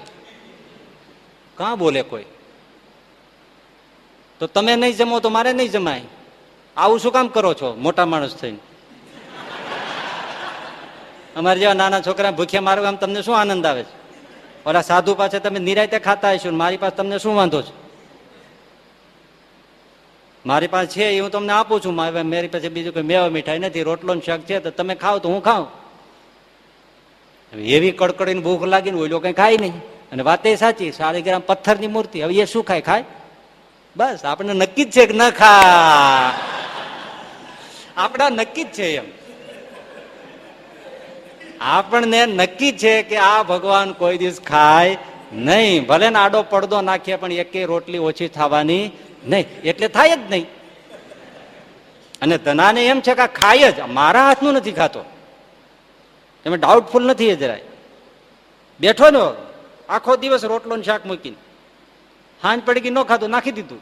બીજે દિવસે પાછો નાઈને નવડાવ્યા, પાછો રોટલો ને શાક લાવીને મૂકી, લ્યો ખાઓ. એક દિવસ કાલ મને ભૂખ્યો માર્યો, હવે તમે ખાઓ. ન ખાયું. ત્રીજે દિવસે મૂક્યું, બહુ રોયો. તમે શું ઈચ્છો છો એ મને ખબર નથી પડતી. તમે આવા બધા, મને લાગે છે કે અમારે ઢોર હોય છે ને, એક ઢોર વેચી નાખીએ ને કોકને દઈ દઈએ તો ખીલાફેર થઈ જાય ને, એટલે પછી અણોહરું થઈ જાય. એમ તો ઓલો સાધુ ની વયો ગયો એટલે અણોહરું તો નથી થયો ને ઠાકોર? ભગવાન અંદર મન હશે, આ તો મને ઢોર કહીને બેઠો છે, ખીલો ફેર થઈ ગયો એમ. તમને ખાવું ભાવે નહીં, પીવું ન ભાવે, તમને શું છે? હવે તમારે જમવું જ જોઈશે, નહીતર પછી હું આમને મરી જઈશ. આંખમાં આંસુ આવી ગયા અને જ્યાં બેઠો છે ત્યાં મૂર્તિમાંથી ચતુર્ભુજ ભગવાન પ્રગટ થયા અને રોટલો ભાંગ્યો અને ધનો ખુશ. હા હવે આવ્યા, કકડીને ભૂખ લાગી એટલે ન રહ્યા ને. અને જમા, અને એને જમાડી તૃપ્ત કરીને કીધું, લે ધના તું જમ. અડધો રોટલો ધનાએ ખાધો. એ જેવો કટકો મોઢામાં મૂક્યો, ત્રિકાળ જ્ઞાન અને નિર્ભર ભક્તિ ધનાને આવી ગઈ. બધું જ જ્ઞાન પ્રાપ્ત થઈ ગયું, બધા જ માયાના પડલ નીકળી ગયા અને ધનો ભક્ત માળમાં નામ લખાઈ ગયું. એવી ભક્તિ પામ્યો. કયો અધિકાર હતો ભક્તિમાં? કશો નહીં. ગમે તે કરી શકે. વેદ ભણવા જાવ જોઈએ, બ્રાહ્મણ જોઈએ, ચોટલી રાખો છો? ઉપવિત સંસ્કાર જનોય રાખો છો, ત્રિકાળ સંધ્યા કરો છો, બધું આવે. કોઈ જ્ઞાતિ જાતિ નહીં. વેશ્યા પોપટ ને રામ રામ જપાવે અંતરી. એટલે જ્ઞાન માર્ગ અઘરો, અધિકાર જોઈએ, ભક્તિમાં અધિકાર નહીં. જ્ઞાન માર્ગ છે ને એ સૂકો છે, શરૂઆતથી સૂકો, પછી બહુ પાકે, પછી ફળ પાકે ને પછી રસ આવે, ત્યાં સુધી રસ નહીં. ભક્તિ માર્ગમાં પહેલેથી જ રસ. ભગવાનના ચરિત્રોની કથા કોઈ તમે સાંભળો તો પહેલેથી રસ આવે, સાંભળતા જ રહ્યો. ભાગવત કેટલા વર્ષોથી સાંભળો છો ને દર જ્ઞાન સત્રમાં, તો અમે રસ જ આવે છે ને. એની એક કથા હોય, એનું એ જોઈ સુખદેવજી મહારાજ સાવધાન કરે, એ જ કથાઓ, છતાં રસ આવે છે. પહેલેથી જ રસ આવે અને દિન પ્રતિદિન રસ વધતો જાય. પેલામાં રસ ન આવે, પેલા તો કાંઈ આવે નહીં, પછી ફળ પાકે ને પછી રસ આવે. એક બીજો ભેદ, જ્ઞાન માર્ગમાં તમે જે વિચારો છો, શાસ્ત્રોમાં જે કહ્યું છે એનું આચરણ કરો તો તમને ફળ મળે. કે તમે માયાથી રહિત છો, બ્રહ્મ છો, શુદ્ધ ચૈતન્ય છો, તો પછી એ પ્રમાણે આચરણ કરો. એ વગર હાથમાં કઈ ના આવે. ભક્તિ માર્ગમાં એવું છે કે તમે જે ભગવાનના ચરિત્ર સાંભળો છો એ સાંભળો એટલામાં જ પૂરું થાય. કઈ ના આચરણ કરો, કાલો કઈ નહીં, સાંભળે રાખો, પણ સાંભળતા સાંભળતા આચરણ પાકી જાય. અને એ થાય. બીજી એક અવળી વાત કહું તમને, આમ સવળી ને આમ અવળી. જ્ઞાન માર્ગમાં આચરણ કરો તો ફળ મળે, ભક્તિ માર્ગમાં ભગવાનના ચરિત્રો સાંભળો એ પ્રમાણે આચરણ કરવા જાવ ને તો ફળ ન મળે. શ્રી કૃષ્ણે જેમ કર્યું એમ તમે કહો કે અમારે એવો રાસ રમવો છે, તો ના, એમ ન ચાલે. પેલામાં એ જે પ્રમાણે કહેવાય છે એ પ્રમાણે આચરો. આમાં ભગવાનના જે ચરિત્રો છે ખાલી સાંભળો એ પ્રમાણે કરતા તો નહીં જ, ખાલી સાંભળવાનું પાર થઈ જાય. આ ભક્તિ માર્ગની મોટપ છે. એક જ્ઞાન માર્ગની બીજા બહુ આમાં ઘણા છે, પણ એક આ લિંકમાં આવે છે એ જ વાત કહીને ચડાવી દઉં. જ્ઞાન માર્ગીને એમ જ સમજવાનું છું, હું ખાતો નથી એટલે મારે કોઈ ઇન્દ્રિયો જ નથી, નિરેન્દ્રિય છું. જોતો હોવા છતાં હું કઈ જોતો નથી. જ્ઞાનીઓની આવી રીત છે, જોતો હોવા છતાં હું કઈ જોતો નથી, ખાતો હોવા છતાં હું કઈ ખાતો નથી, ફરતો હોવા છતાં હું કઈ ફરતો નથી, હું કોઈ સ્વાદ લેતો હોવા છતાં કોઈ સ્વાદ લેતો નથી. ભક્તિ માર્ગમાં આવું નથી. તમારી ઇન્દ્રિયો છે તો ઘા છે, તો તમે ખાઓ છો તો ઘા ખાઈએ, તમે જુઓ તમે જોઈએ, તમે રાસ સ્વાદ લ્યો તો ઘા સ્વાદ તો બહુ લઈએ, અન્નકૂટનો સ્વાદ લઈએ. પેલામાં ઇન્દ્રિયોના ભાવ મૂકી દો, મારી ઇન્દ્રિયો જ નથી, હું તો બ્રહ્મ છું એવું. આમાં ઇન્દ્રિયો તમારે જે છે એ બરાબર છે, કશો વાંધો નહીં. ભગવાનમાં પાંચે ઇન્દ્રિયોને જોડી દો, એનો રસ લ્યો. જોવું છે બહુ સારામાં સારું ભગવાનને જુઓ, ભગવાનના ભક્તોને જુઓ, રસ ઉત્સવ બધો માણો. અરે સ્વાદ લેવો છે ને તો સરસ મજાના થાળ બનાવો, જેટલો તમને ફાવતા હોય એવા રસગુલ્લા, મેવા, મીઠાઈ, જલેબી, સાટા, પેંડા બધું જ ઠાકોરજી આગળ તમારે 2-3 થાળ ગાઈ નાખો અને પછી નિરાયતે પેટ ભરીને સુઈ જાઓ ખાઈને. આપણે કરીએ જ છીએ ને એમ. બોલો, ઇન્દ્રિયો છે અને ઇન્દ્રિયો પાંચેય ઇન્દ્રિયોને ભગવાનમાં જોડી દે. ઓલા કે તમે ધ્યાન કરીને બેસી જાઓ, તો આ કે અમારે દોડવું છે, ચાલો દોડો. ક્યાં જાઓ છો? તીર્થોમાં જવું છે, જાઓ દોડો. બધી જ ઇન્દ્રિયો ભગવાનમાં જોડી દેવી, એનું શું કહેવાય? એ ભક્તિ માર્ગ. તો એ તો સહેલામાં સહેલું છે, એટલે સરળ માર્ગ છે. અને એ ઇન્દ્રિયોના આહારો, પાંચેય ઇન્દ્રિયોના આહારો આપવા માટે ભગવાન ચરિત્રો કરે છે. મનુષ્ય દેહ ધારણ કરે ત્યારે પાંચેય ઇન્દ્રિયોના આહાર આપે. એવા લીલા ચરિત્રો કરે, આંખને આહાર મળે, ગુણગાનમાં જીભને, કાનને શ્રવણમાં. એ તો જયારે હતા ત્યારે તો રસ હોય જ, પણ ગયા પછી યુગો વયા જાય તો પણ કેટલા જીવોને ઇન્દ્રિયોનો આહાર પૂરો પાડે છે. અહલ્યાનો ઉદ્ધાર તો ભગવાન એકવાર કર્યો, ધનુષભંગ એકવાર કર્યું, સેતુબંધ એકવાર બાંધ્યો, પણ કથા દ્વારા કેટલાના સેતુ બંધાણા, કેટલા જીવોના. કેટલી અહલ્યાનો ઉદ્ધાર થઈ ગયો, કેટલાના અહંકાર રૂપી ધનુષ ભાંગી ગયા. એ કથાનો પ્રતાપ છે, ચરિત્રોમાંથી એ મળે છે. પણ ભગવાન ચરિત્રો કરે કેવા કે સેજે ઇન્દ્રિયોને આહાર મળે. પંચાળામાં રાસ માંડ્યો શ્રીજી મહારાજે. એ કલ્પના તમે જલ્દી આમ મનમાં ઉતારો. સરસ પૂર્ણિમાની રાત, 500 પરમહંસો, સેંકડો હરિભક્તો, શ્રીજી મહારાજ વચમાં સોનેરી વસ્ત્રો, સરસ મજાના સુવર્ણના અલંકારો, હાથમાં એમણે પણ સરસ મજાના દાંડિયા લીધા છે. ખુલ્લો ચોક, પંચાળાની ભૂમિ, એ તમે ગયા હશો ત્યાં પટ જોયો છે. ધીમે ધીમે ધીમે ધીમે દુકડ વાગે, તનન તનન સતાર, એ બધા એ વગરના વગાડનારા, તુરી, શરણાઈઓ, ઢોલ, એ મીડા બધા દાંડીઓ ધબક ધબક થવા, અને મહારાજ કુંડાળે પીડ્યા છે. જેવું રમવાનું શરૂ થયું એટલે બધાને જયારે બેસવાનું આવે ને, રાસમાં બેસવાનું, ઊભું થવાનું આવે ને, બધા બેસે, શ્રીજી મહારાજ ઉભા રહી, અને બધા જયારે ઉભા થાય આ ભાઈ બેસી જાય. દર વખતે આવું કરે. એટલે બ્રહ્માનંદ સ્વામી તો સખા, એટલે મહારાજની પાસે આવીને કે શું પણ તમે કરો, તમને રમતા જ નથી આવડતું, બધાનો ડખોળી નાખો છો. કે બધા બેસે ત્યારે તમે ઉભા રહ્યો, બધા ઉભા રહે ત્યારે તમે બેસો, આખી મજા બગાડી નાખો છો, રમતા જ નથી આવડતું તમને. જો આવું કરવું હોય તો એક બાજુ બેસો. શ્રીજી મહારાજ કે તમે છે ને આ મુક્તાનંદ સ્વામીને પૂછો છો મને રમતા આવડે છે કે નહીં. જોજો આ મજાની વાત, આ ચરિત્ર તમે કદાચ નહીં સાંભળ્યું હોય. બ્રહ્માનંદ સ્વામી કે તમે મુક્તાનંદ સ્વામીને પૂછો છો મને રમતા આવડે છે કે નહીં. એટલે મુક્તાનંદ સ્વામી એકદમ મહારાજની પાસે કે અરે મહારાજ જોજો વાત તમે જો, આમ હું તો આ વિચારું તો મને એટલા બધા ઘૂંટડા આવે છે. મુક્તાનંદ સ્વામી કે મહારાજ તમને રમતા આવડે છે ને એવું તો કોઈને આવડતું નથી.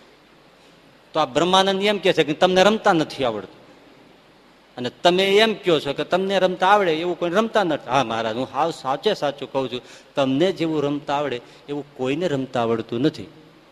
બ્રહ્માનંદ સ્વામી આમ શું રમતા આવડે છે? બધા બેસે ત્યારે હારવાર બેસવું જોઈએ, હારવાર ઊભું થવું જોઈએ, એ રમતની સીધી રીત છે. તો બધા બેસે ત્યારે ભાઈ ઉભા રહે, બધા ઉભા રહે ભાઈ બેસી જાય. અને તમે વળી એમ કહો છો કે એને રમતા આવડે, કોઈને રમતા નથી આવડતું. મહારાજ કે આમ સાચું હોય મુક્તાનંદ સ્વામી તમે કહો, હું તો મૂંઝાઈ ગયો. મુક્તાનંદ સ્વામી કે સ્વામી એ મહારાજ તમને રમતા આવડે એવું કોઈને આવડતું નથી. હું એટલા માટે કહું છું. બ્રહ્માનંદ સ્વામી મહારાજ આવું જાણી જોઈને કરે છે, એટલા માટે કરે છે કે સેંકડો હરિભક્તો, 500 પરમહંસો, બધાની નજર શ્રીજી મહારાજમાં જલ્દી બધા બેસી જાય. એ ઉભા રહે, નજરમાં કોણ આવે? પોતાની મૂર્તિનું પકડાવવા માટે મહારાજ આવી રીતે ધ્યાન ખેંચવા માટે આવું ચરિત્ર કરે છે. ભૂલ કરીને પણ દરેક જીવના ઇન્દ્રિયો પોતાના તરફ ખેંચી લેવા માટે શ્રીજી મહારાજ આવી લીલા કરે છે કે બધાય જે જોનારા હોય. ભૂલ પડે એટલે નજર ક્યાં જાય? પેલી ભૂલ ઉપર જાય ને. આ તમે અમેરિકામાં તમે જોજો ને, છોકરાઓને આકર્ષવા માટે રમકડાની દુકાન હોય ને, એના જે સ્પેલિંગ લખ્યા હોય ને, ટોયઝ બધે, એ બધા ઊંધા લખે, ઉલટા લખે, ખોટા લખે. છે જે ભૂલ વાળું સ્પેલિંગ અમુક ઘણી જગ્યાએ, હવે એક એડવર્ટાઇઝ મેં હમણાં ક્યાંક વાંચી દઈશ, સાવ ખોટી એડવર્ટાઇઝ લખી, સ્પેલિંગ ખોટો સ્પેલ લખે. શું કામે? તરત નજર જાય. એ નજર જાય એટલે એડવર્ટાઇઝ થઈ જાય ને. ધ્યાનથી વાંચવું પડે ને, આ શેનું છે ને કોણ છે ને કોણ છે, પછી ખબર પડે કે તમારા મગજમાં એને એની એડવર્ટાઇઝ ગાળી દીધી, ખોટું લખીને. એમ ભગવાન ભૂલ પાડીને જીવના ઇન્દ્રિયોને, અંતઃકરણને પોતાની મૂર્તિમાં જોડવા માટે. ત્યારે બ્રહ્માનંદ છે કે હા મહારાજ એ વાત તો સાચી.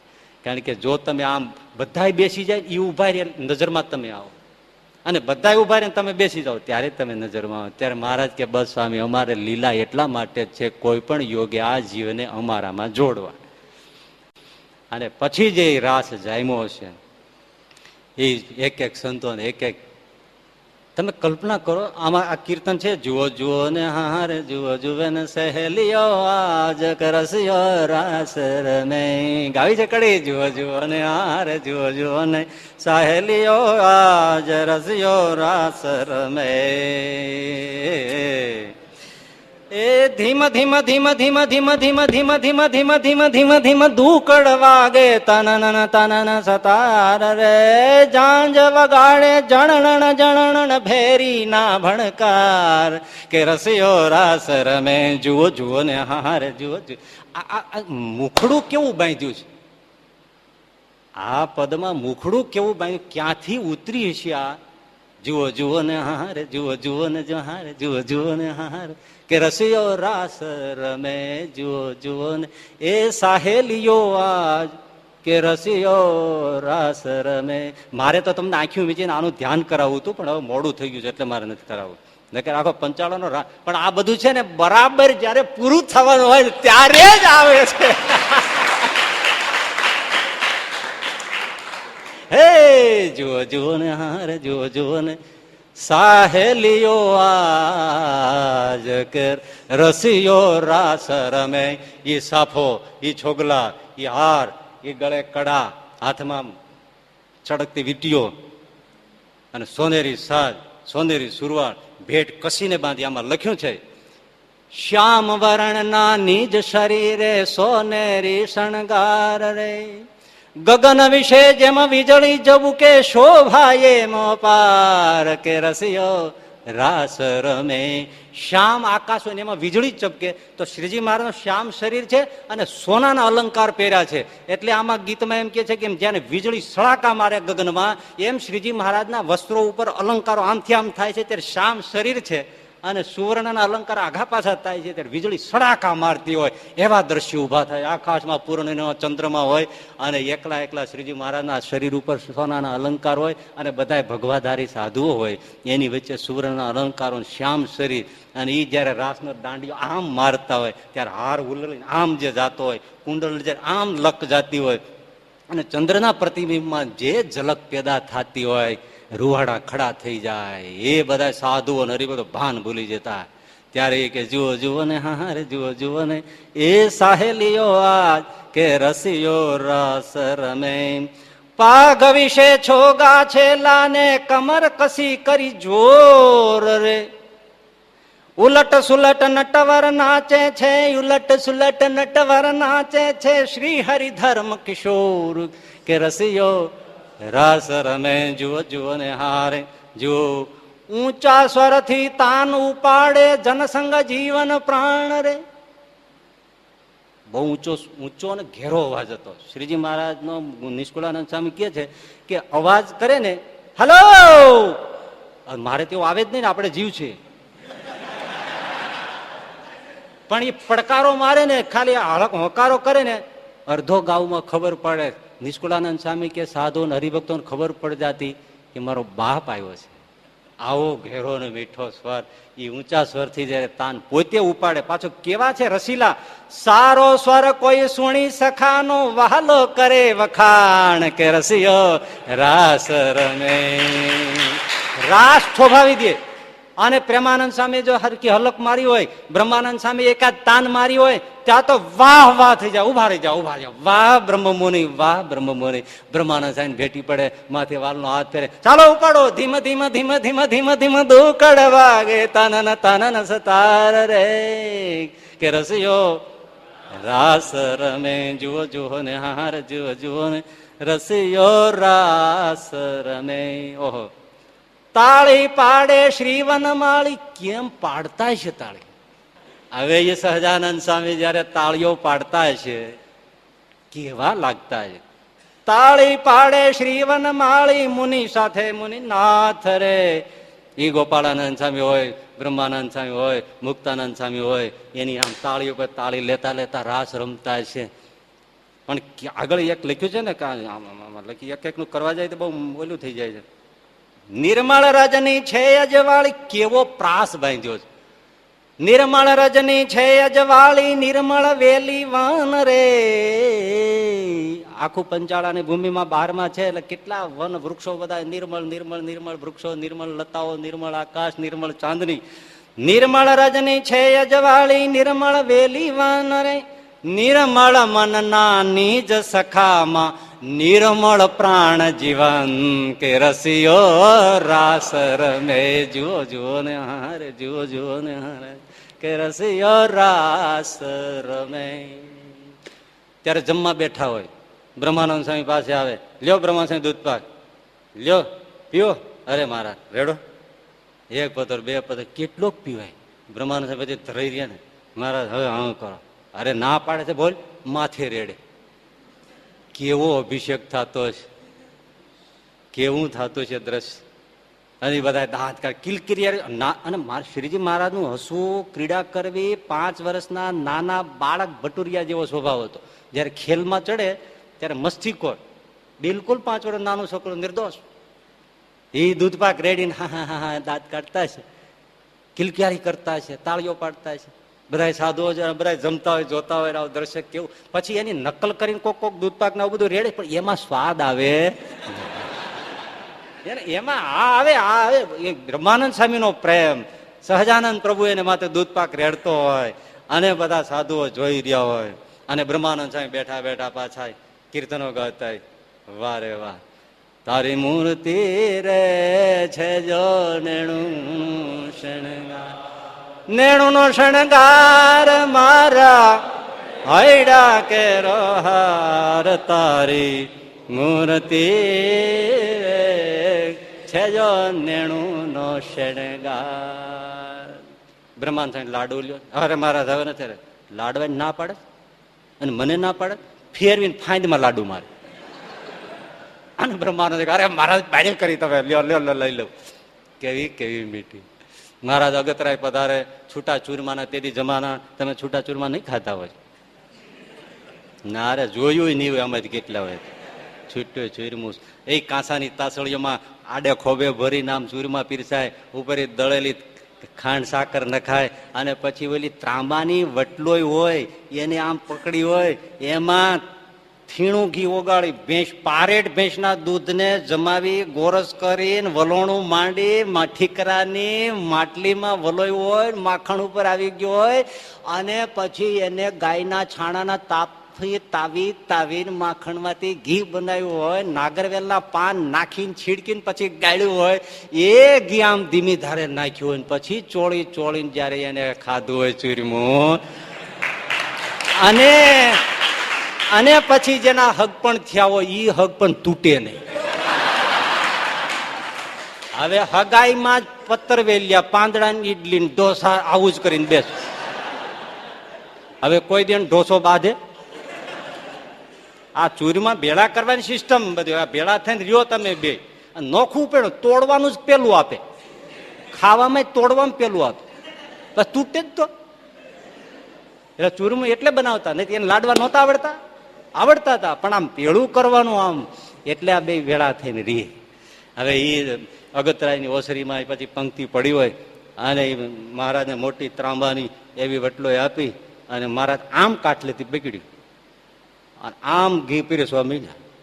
પાછી દરબારો લાઈન લાગી, સુરા ખાચર, મોકા ખાચર, નલૈયા ખાચર, આ બધા દરબારો બધા. મહારાજ ધાર એથી એમને જવા દે, અખંડ ધારે ઘી પીરસ. એકના તાંસળીમાં ચૂરમામાં નાખ્યું, પછી આમ નહીં કરવાનું, આમ જ એને લેવું હોય લેવ, જેટલું દેવું એટલું દે, લેવું હોય તો ના પાડે તોય દે, તાંસળી છલકાઈ જાય, પણ ઘી આમ હાલ્યું જાય. અને જેમ ઢોળાય તો જાય ને, તો ગાર માટીની ઓસરી, ઘીના રેગડા હાલે, મળ્યા રેગડા હાલવા. પરોતભાઈ ઠેકડા માર્યો. વાહ મારા પ્રભુ, વાહ સહજાનંદ સાહેબ, વાહ સાહેબ, વાહ. ઉછળી ખેડો ને એવા છલાંગ મારતા. સુરા ખાચરની બધા કે ઓય માળો કણબો, તારો બાપ ઢોળતા છે અને તું ઠેકડા મારતો છે. પરોતભાઈ કે દરબાર, સૂર્યને ચાંદો રહેશે ને ત્યાં સુધી આ અગતરાયની લીલા ગવાશે. અને વાત એ સાચી બાપુ, તમને તો શું કહું, એ ઘી મળશે, ચૂરમા મળશે, ખાવા પીવાના મળશે, પણ આવો ઢોળનારો નહીં મળે બીજી વાર. આ ઢોળવા વાળો આવ્યો છે, આ ઢોળવા વાળો આવ્યો છે, એ બીજી વાર નહીં મળે. માટે ઢોળે ને એમાં જ મજા છે. મહારાજ ઢોળાય એટલું ઢોળો, બોલો, જેટલું જમાડે એટલું ઢોળે. અખંડ ધારે ભક્ત પર્વત ભાઈ પ્યારા શ્રીજી ને ભક્ત પર્વત ભાઈ પ્યારા, ઘી પીર શ્યા એક ધારા, પર્વત ભાઈ શ્રીજીને પ્યારા, ભક્ત પર્વત ભાઈ પ્યારા. એક ધારે અખંડ ધારે ઘી પીર. કેવી મજાની વાત છે. પંચાળામાં શેલણ જમાડ્યું, ઓલા વાઘરી કોમોને જમાડી દીધું. પ્રથમના ત્રીજા વચનામૃતમાં શ્રીજી મહારાજે એમ કીધું કે આ અમે જે કઈ લીલા પ્રસંગો ઉત્સવ સમય કરીએ છીએ, કેટલી 2-3 લીટીમાં વાત, પણ ખજાનો કે આ અમે જે ઉત્સવ સમય કરીએ છીએ, જન્માષ્ટમી આદિકના ઉત્સવ કરીએ છીએ, યજ્ઞ ઉત્સવ આદિક કરીએ છીએ, એમાં અમે સાધુ બ્રહ્મચારી સત્સંગને ભેળા કરીએ છીએ. શું કામ કરીએ? કે એ લીલાને કોઈ અંત સમયે યાદ આવી જાય તો પાપી જીવ પણ ભગવાનના ધામને પામી જાય, એટલા માટે અમે આ લીલાઓ કરીએ છીએ. આ લાગે ને આજે તો આ ખજાનો છે. આ જે શ્લોક લખ્યો છે દીનાનાથ ભટ્ટે, નિજપાદ પયોજ કીર્તનમ સતતમ સ્યાદ ભવજીવ ગોચર. એ ભગવાન રામચંદ્રજી લીલા કરી ગયા, શ્રી કૃષ્ણજી લીલા કરી ગયા. રામચંદ્રજી ગયા ને 21 લાખ વર્ષ થઈ ગયા, શ્રી કૃષ્ણ ગયા 5,500 વર્ષ થઈ ગયા, પણ સતત એનું સંકીર્તન ચાલ્યું રાખે છે ને. પૃથ્વીના ભૂમંડળમાં ક્યાંય બંધ થાય, અત્યારે આપણે સુઈ જઈશું તો બીજે ચાલતી છે ભાગવત, પણ રામાયણ હાલતી છે, ભાગવત હાલતી છે, સત્સંગ ચાલતું છે. આ બધા એમને ક્યાંય સુઈ ગયા છે, અત્યારે આપણે માંડીને બેઠા છે. સંકીર્તન સતત થાય છે. સતતમ શ્યાદ ભવ જીવ ગોચરમ. અને કથામાં તો આ નાનો બાળક સાવ હોય છે ને એને આમાં રસ આવશે. ઘી પીર છે એક ધારા, શ્રી કૃષ્ણ લીલા તો આપણે માંડી નથી, બાકી એ લીલા બધાને રસ આવશે. પણ હવે હાલો, નિર્વિકલ્પોહમ નિર્વિકલ્પો સચ્ચિદાનંદ રૂપ શિવોહમ શિવોહમ, તો હું કરે, હું કોને રસ આવે? એ વેદાંતિઓના માથામાં થપ્પડ છે આ, કે ભગવાનના ચરિત્ર જેવો કોઈ સ્વાદ નથી, એના જેવો કોઈ રસ નથી, દુનિયામાં એવું કોઈ ફળ પાક્યું નથી, ભગવાનના ચરિત્રોની કોઈ તુલના થઈ શકે. અને પરિતૃપ્તિ તો આમાં જ છે. વ્યાસજીએ 17 પુરાણો રચ્યા, 4 વેદના, 1 વેદના 4 ભાગ પાડ્યા, અને બ્રહ્મસૂત્ર જેવું ગહન શાસ્ત્ર રચ્યું, જે આખે સૂત્રાત્મક રીતે વેદના ઉપનિષદોના બધા તત્વજ્ઞાનમાં નિરૂપણમાં બધું એટલું અદભુત છે. ઓહો, શિરમોળ બ્રહ્માંડમાં એવો ગ્રંથ ન મળે, એવો તત્વજ્ઞાનનો બ્રહ્મસૂત્ર ગ્રંથ. નાના નાના ટુકડાઓમાં ખજાનો મૂક્યો કે વ્યાસજી જેવાય કોઈની તાકાત નહીં. એ તો ઉપાડનારાને જ ખબર પડે. વાહ વાહ વાહ. એટલા તત્વજ્ઞાનના ગ્રંથો 4 વેદના વિભાગમાં વેચી નાખ્યા, 17 પુરાણો લખ્યા, તો શાંતિ ન થઈ. ઉદાસ ચહેરે એમને ફર્યા કરે. અને પછી નારદજી આવ્યા, નારદજીએ પ્રણામ કર્યા. વ્યાસજીની સામે મ્લાન મુખ હતું, એટલે કીધું, દેવ આટલા બધા દુઃખી કેમ છો? તો કે નારદજી, તને હું મારો જાણીને કહું છું, બીજાને કહું તો મારી હાંસી કરે કે વ્યાસ જેવો આવો થઈને આવી વાત કરે છે. તો કે મહારાજ બોલો, દિલ ખોલીને વાત કરો. તો કે મેં 4 વેદને વિભાગ કર્યો, બ્રહ્મસૂત્ર જેવો ગ્રંથ રચ્યો, 17 પુરાણો લખ્યા, તો મને નારદ ક્યાંય શાંતિ થતી નથી. નારદજી કે નારાયણ નારાયણ શ્રીમન નારાયણ, તમને શાંતિ ન થાય તો જગતમાં બીજા કોને શાંતિ થશે? પણ નારદ, મને ખરેખર શાંતિ નથી. નારદજી કે મહારાજ, કોઈ ભવે શાંતિ ન થાય. ભગવાનના ચરિત્રોના ગાન કર્યા છે, જ્ઞાન કથ્યું છે, ઊંચામાં ઊંચું જ્ઞાન કથ્યું છે. આ જ્ઞાનીઓના માથામાં લપાટ માર્યા, થપ્પડ મારા સિવાયથી બીજું શું છે? ભાગવતમાં જ લખ્યું છે. આ મારા ઘરની વાત લાવતો જ નથી. નહીતર ઠીક છે, નહીં તો છતાંય ઘણા એવા બેઠા સોહમ સોહમ સોહમ ડહકા લેતા હજી કરી જ રાખે છે. હવે ભાગવત ગુણગાન કરો, નથી હાથમાં આવતું ઘણા લોકો. બસ નારદજી કીધું, મહારાજ આવું ઊંચામાં ઊંચું તત્વજ્ઞાન તમે મૂક્યું છે, વાત બરાબર. 17 પુરાણો રચ્યા, એમાં કોઈને પુત્ર પ્રાપ્તિ માટે, દુઃખ માટે, આ સંસારના ફળ માટે, ધર્મ અર્થ કામ માટે ઘણું બધું લખ્યું. ભગવાનની કથાઓ કાંઈક કાંઈક તમે માંડી, પણ કેટલી માંડી? ખીચડીમાં મીઠું નાખી એટલી. બાકી તો બધું તમે બીજું જ કીધું છે, અને જ્ઞાન તો બહુ ઊંચું કીધું છે. પણ મહારાજ એમ શાંતિ ન થાય. તો નારદ શું કરું? મહિમાથી કેવળ ભગવાનના ચરિત્રોનું ગુણગાન કરો, હૈયામાં પરમ શાંતિ થઈ જાય, હું જામીન થાઉં. હે નારદ, હા વિચારો, અને ભરપૂર દિલથી તમે ભગવાનના ચરિત્રોનું ગાન કરો. પણ જોજો, હું શું કઉ છું, ભાવથી ને મહિમાથી. તત્વજ્ઞાનને એક બાજુ રાખજો. બુદ્ધિનું ખોપડું ખાલી કરીને ભાવથી અને મહિમાથી ભગવાનના ગુણગાન ગાઓ, શાંતિ થઈ જાય. અને પછી શ્રીમદ ભાગવતની રચના કરી. હવે એમાં જે શ્રી કૃષ્ણ લીલા મૂકી એ તમને બીજે ના મળે. ત્યાં સુધી લખે કે તો કોઈના ઘરે લાલો જાય છે તો ત્યાં ઘરમાં ગોરસ ન દેખે તો એના ચૂલા ઉપર બેસીને જાજરૂ બેસે. લખ્યું વ્યાસજીએ. ભગવાનની મળમૂત્રની ક્રિયાઓનું ગુણગાન કહ્યું ને, ભાવથી કરજો, બુદ્ધિને એક બાજુ મૂકી દેજો. નારદજી ભક્તિનો આચાર્ય છે. નારદ ભક્તિના આચાર્ય છે, એને મર્મની ખબર છે. અને મર્માનથી ગુણગાન કર્યા. એ આખો પર્વત ગોવર્ધન ઉપાડે, બુદ્ધિમાં ઉપડે? ગોવર્ધન કેમ ઉપડે 7 વર્ષના છોકરાથી? હજી જેને શંકા થાય એને એમને જ ગોવર્ધન એઠોરીએ છે, નથી ઉપડતો. ભાવ જગત આખો જુદું જ છે. એક સાધુ હાથમાં સોય અને લઈને ફેરી રાખે. મોટા મોટા વિદ્વાનો, બુદ્ધિવાળા, પ્રોફેસરો, જે કોઈ કહેવાય ને, ડાયા પંડિતો, વિદ્વાનો, આચાર્યો, વેદાંત આચાર્ય, બધાની પાસે જઈને કે ભાઈ આ સોયના નાકામાંથી હાથી નીકળે? સોયનું નાકું એટલે કાણો દોરો પરવાનો, આમાં હાથી નીકળે? ભાઈ જાઓ જાઓ, મગજ ખાવા જાઓ. હવે સાધુ છો એટલે કઈ બહુ કહેતા નથી, પણ શું આ બધું આમ સોય લઈને ફેરે રાખે. ત્યાં બાજુ બીજો, ભાઈ આ સોયના આમાંથી હાથી નીકળે? ભાઈ મહારાજ તમને કીધું નહીં, અક્કલ છે કે નહીં? શું છે ભાઈ, જાઓ ને અહીંથી મગજ ખાતા. કોઈ પણ નીકળે, બુદ્ધિશાળી વિદ્વાન ને પંડિત દેખાય તરત પૂછું ઉભો રાખે, ભાઈ આ સોયના નાકમાં હાથી નીકળે? જાઓ જાઓ, હાથીનો વાળે ન નીકળે, એ જાડો હોય. જાઓ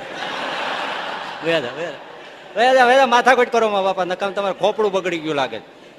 પણ તમને વાત કહ્યું, એક માણસ દારૂ પીને લેલું થઈ ગયો તો તમે આ દ્રષ્ટાંત તમે જોજો, મગજ ખાઈ જાય મારું તો મારું. એ દારૂ પીને લેલું થઈ ગયો તો લથડિયા ખાતો, એના ઓલા સાધુ ઓલા બધાને હાજરીમાં ઉભો રાખીને, એ ભાઈ એ ઉભો રે,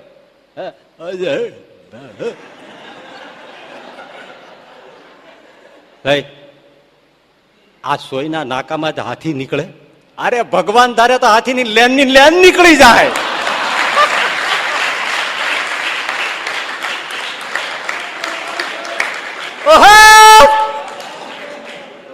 આ વાત છે, ગાંડા થયા વગર આવે?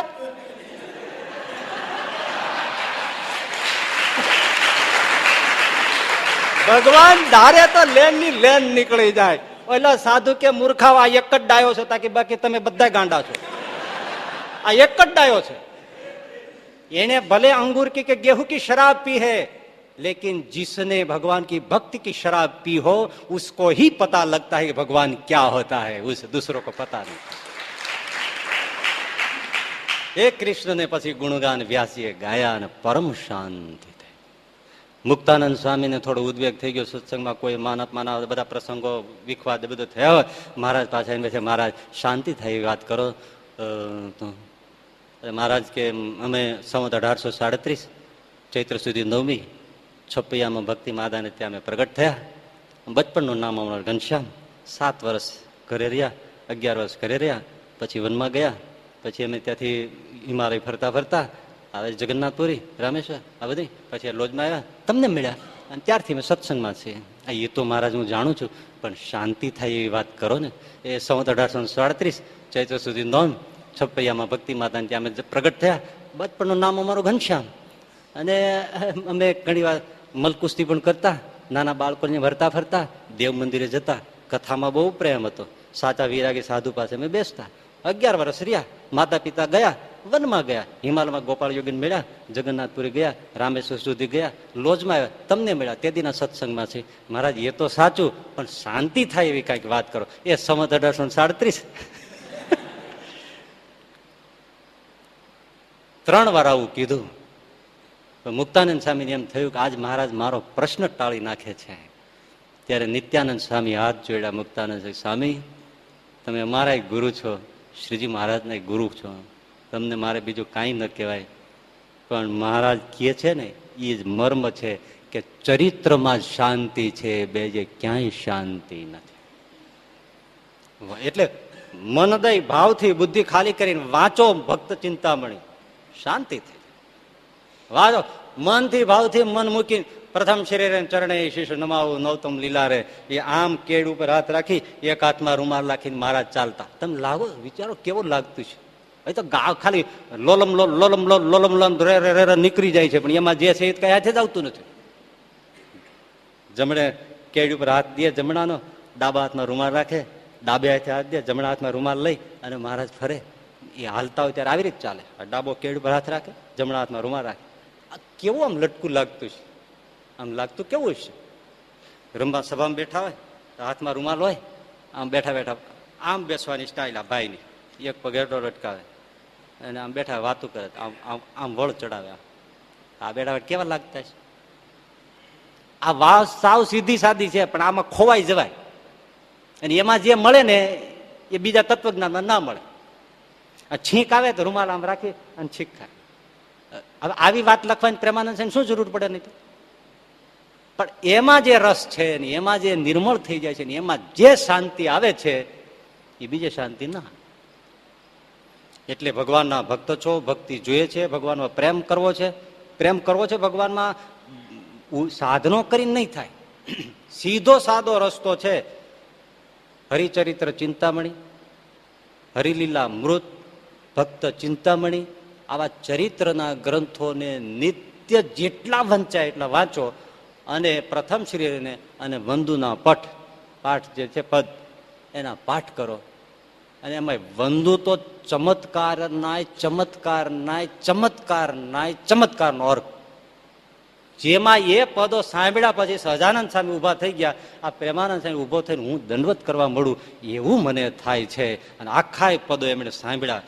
ક્યારેક એવા ભાવથી વંદુના પદ બોલો કે આ તમે પ્રેમાનંદ સ્વામી છો, દાદાનો દરબાર છે, ઢોલિયા ઉપર સહજાનંદ સ્વામી બેઠા છે, આજુબાજુ સાધુ બેઠા છે, તમે જ પ્રેમાનંદ સ્વામીનો અવતાર છો, હાથમાં સિતાર લીધી છે અને વંદુના પદ માંડ્યા છે. અને એમાં જે ભાવથી પ્રેમાનંદ સ્વામી સામે માનવ રૂપે એ વખતે દેખાતા સહજાનંદ સ્વામીને જેમ એમ કે અક્ષર પરથી પર છો, તમે બ્રહ્મના આધાર છો, તમે સર્વધામ છો, તમારી કંઠની રેખાઓ જોઉં છું તો મારું ચિત્ત ચોરાઈ જાય છે. તમારા જમણા ગાલની ટીબકડી વાલમાં તમે મને વશ કરી લીધી છે. અને એમાં શૃંગારના જયારે વાતો આવે ત્યારે તમે એ ભાવ જુઓ. તમારું મારે જોબનનું રસપાન કરવું છે, મારે આમ છે એ ભાવ. અને એની સામે સહજાનંદ સ્વામીજી આમ લાગતો હોય તો અહીં એમ થાય કે આ 8 પદમાં એને શું કીધું છે એ કોઈ માપતોલ થતો નથી. પહેલે દિવસે કશું જ નહીં આવે, પણ કરતા કરતા એ જ વંદુના પદ તમને એવી કક્ષાએ મૂકી દેશે કે એની વાત ના પૂછો. મને ઘણી વાર કોઈ ક્યારેક એમ પૂછે ને કે કઈક નિયમ આપો ને. મેં કીધું થઈ શકે રાતે સૂતી વખતે વંદન પાઠ કરો. અને હું તમને કહેતો નથી, પણ આ તો એક ખાલી કેવા ખાતર આજે મેં ચાતુર્માસમાં ઘણી વાર બીજા કોઈ નિયમ નથી લીધા. જેટલા થાય એટલા વંદુના જ પાઠ કરવા, બાકી કશું જ નહીં કરવાનું. નહીં વ્રત, નહીં ઉપવાસ, નહીં તાપ, નહીં એકટાણું, કાંઈ નહીં કરવાનું. નવરા પડો વંદુના પાઠ કરો. જન મંગલે નહીં, વંદુના પાઠ જ કરો. આ મારે ન કહેવું જોઈએ, કારણ કે હું જે કહી દઉં છું ને એ બાબતોમાં મને પછી લોસ જાય છે. મારું કંઈક એવું જ્યોતિષ છે એ કહી દઉં ને એટલે પછી ખલાસ થઈ જાય મારી પાસે. એટલે કહેવાય નહીં. મારે કોઈ પણ મને ચમત્કારિક વસ્તુ હાથમાં આવી હોય એ હું કહી દઉં, પછી મારા હાથમાંથી ચમત્કાર વયો જાય. એ મને એક શાપ ગત જન્મનો હોય કે જે જન્મનો હોય કહી દીધું વાત પૂરી થઈ જાય. એવા મને ઘણા અનુભવ થયા છે. પણ આ વાત મારે તમને કહેવાય ગઈ એ મારા માટે બેડ લક છે. એ 2-3 વસ્તુ છે એ કહેવાય ગઈ, એ ગઈ મારા હાથમાં. પછી હું મરી જાઉં તો એમાંથી મને પછી નથી મળતું. પણ આ ભલે ને તમારું થારું થાહે, મારું જે થવું એ થઈ ગયું, હોય હું બીજું થવાનું. પણ આ ગણીને ગાંઠે વાત બાંધો, રાત જાગી જાઓ, માંડો વંદુનો પાઠ.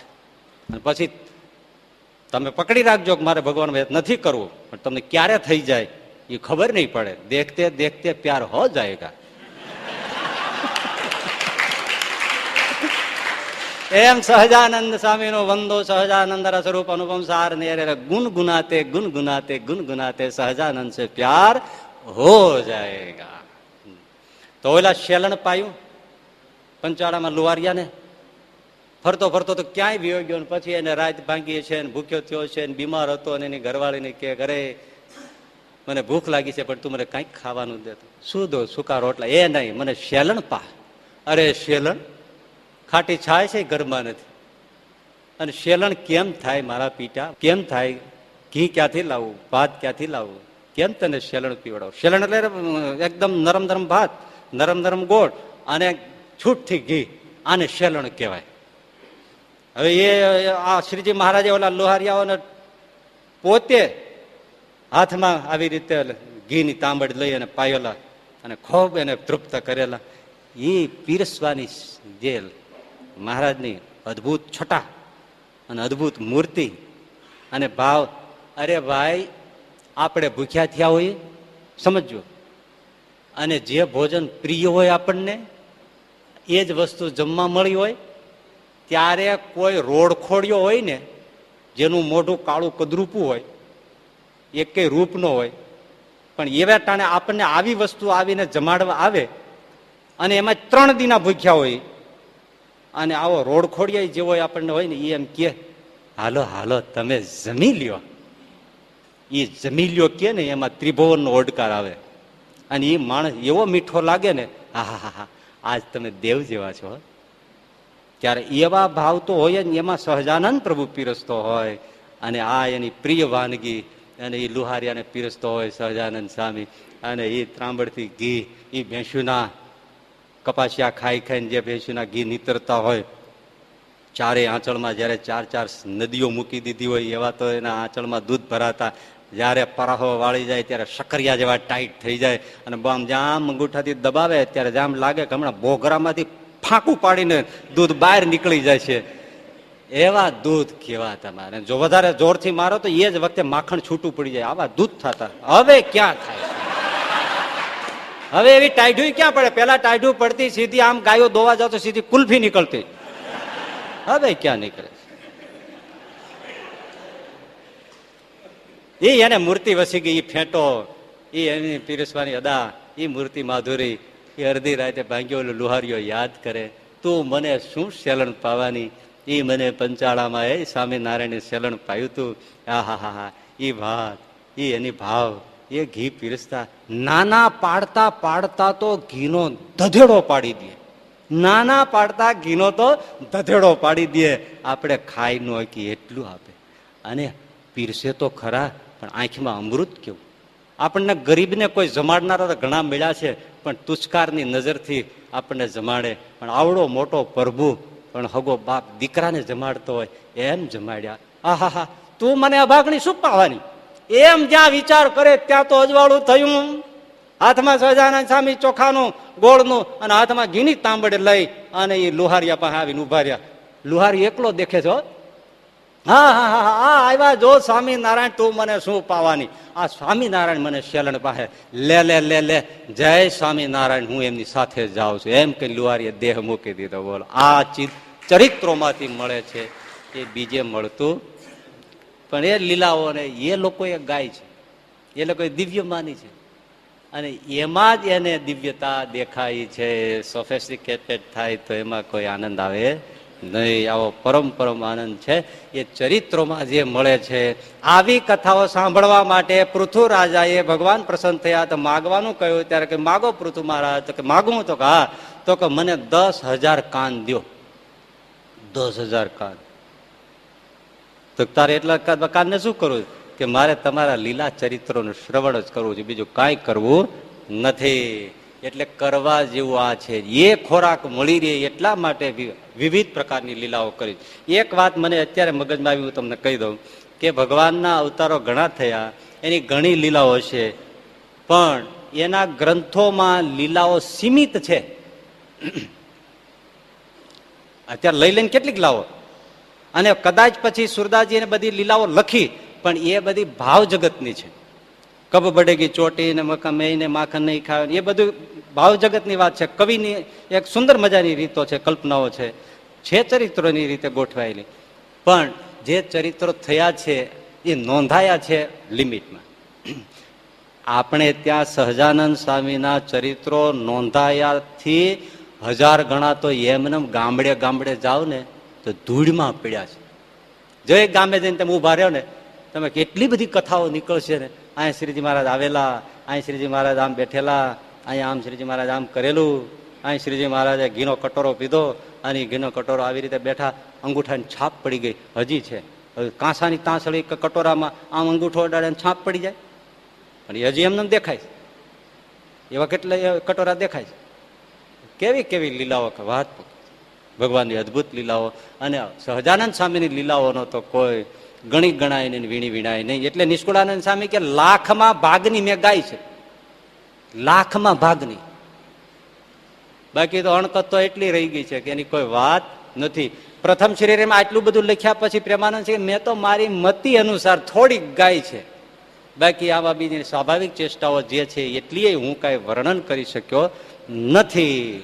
આવી બધી મૂર્તિની જે લીલા ચિંતાઓ, ચરિત્રની જે ચિંતવન છે એ જીવને નિર્મળ કરી નાખે છે, પરમ પદને પમાડી દે છે.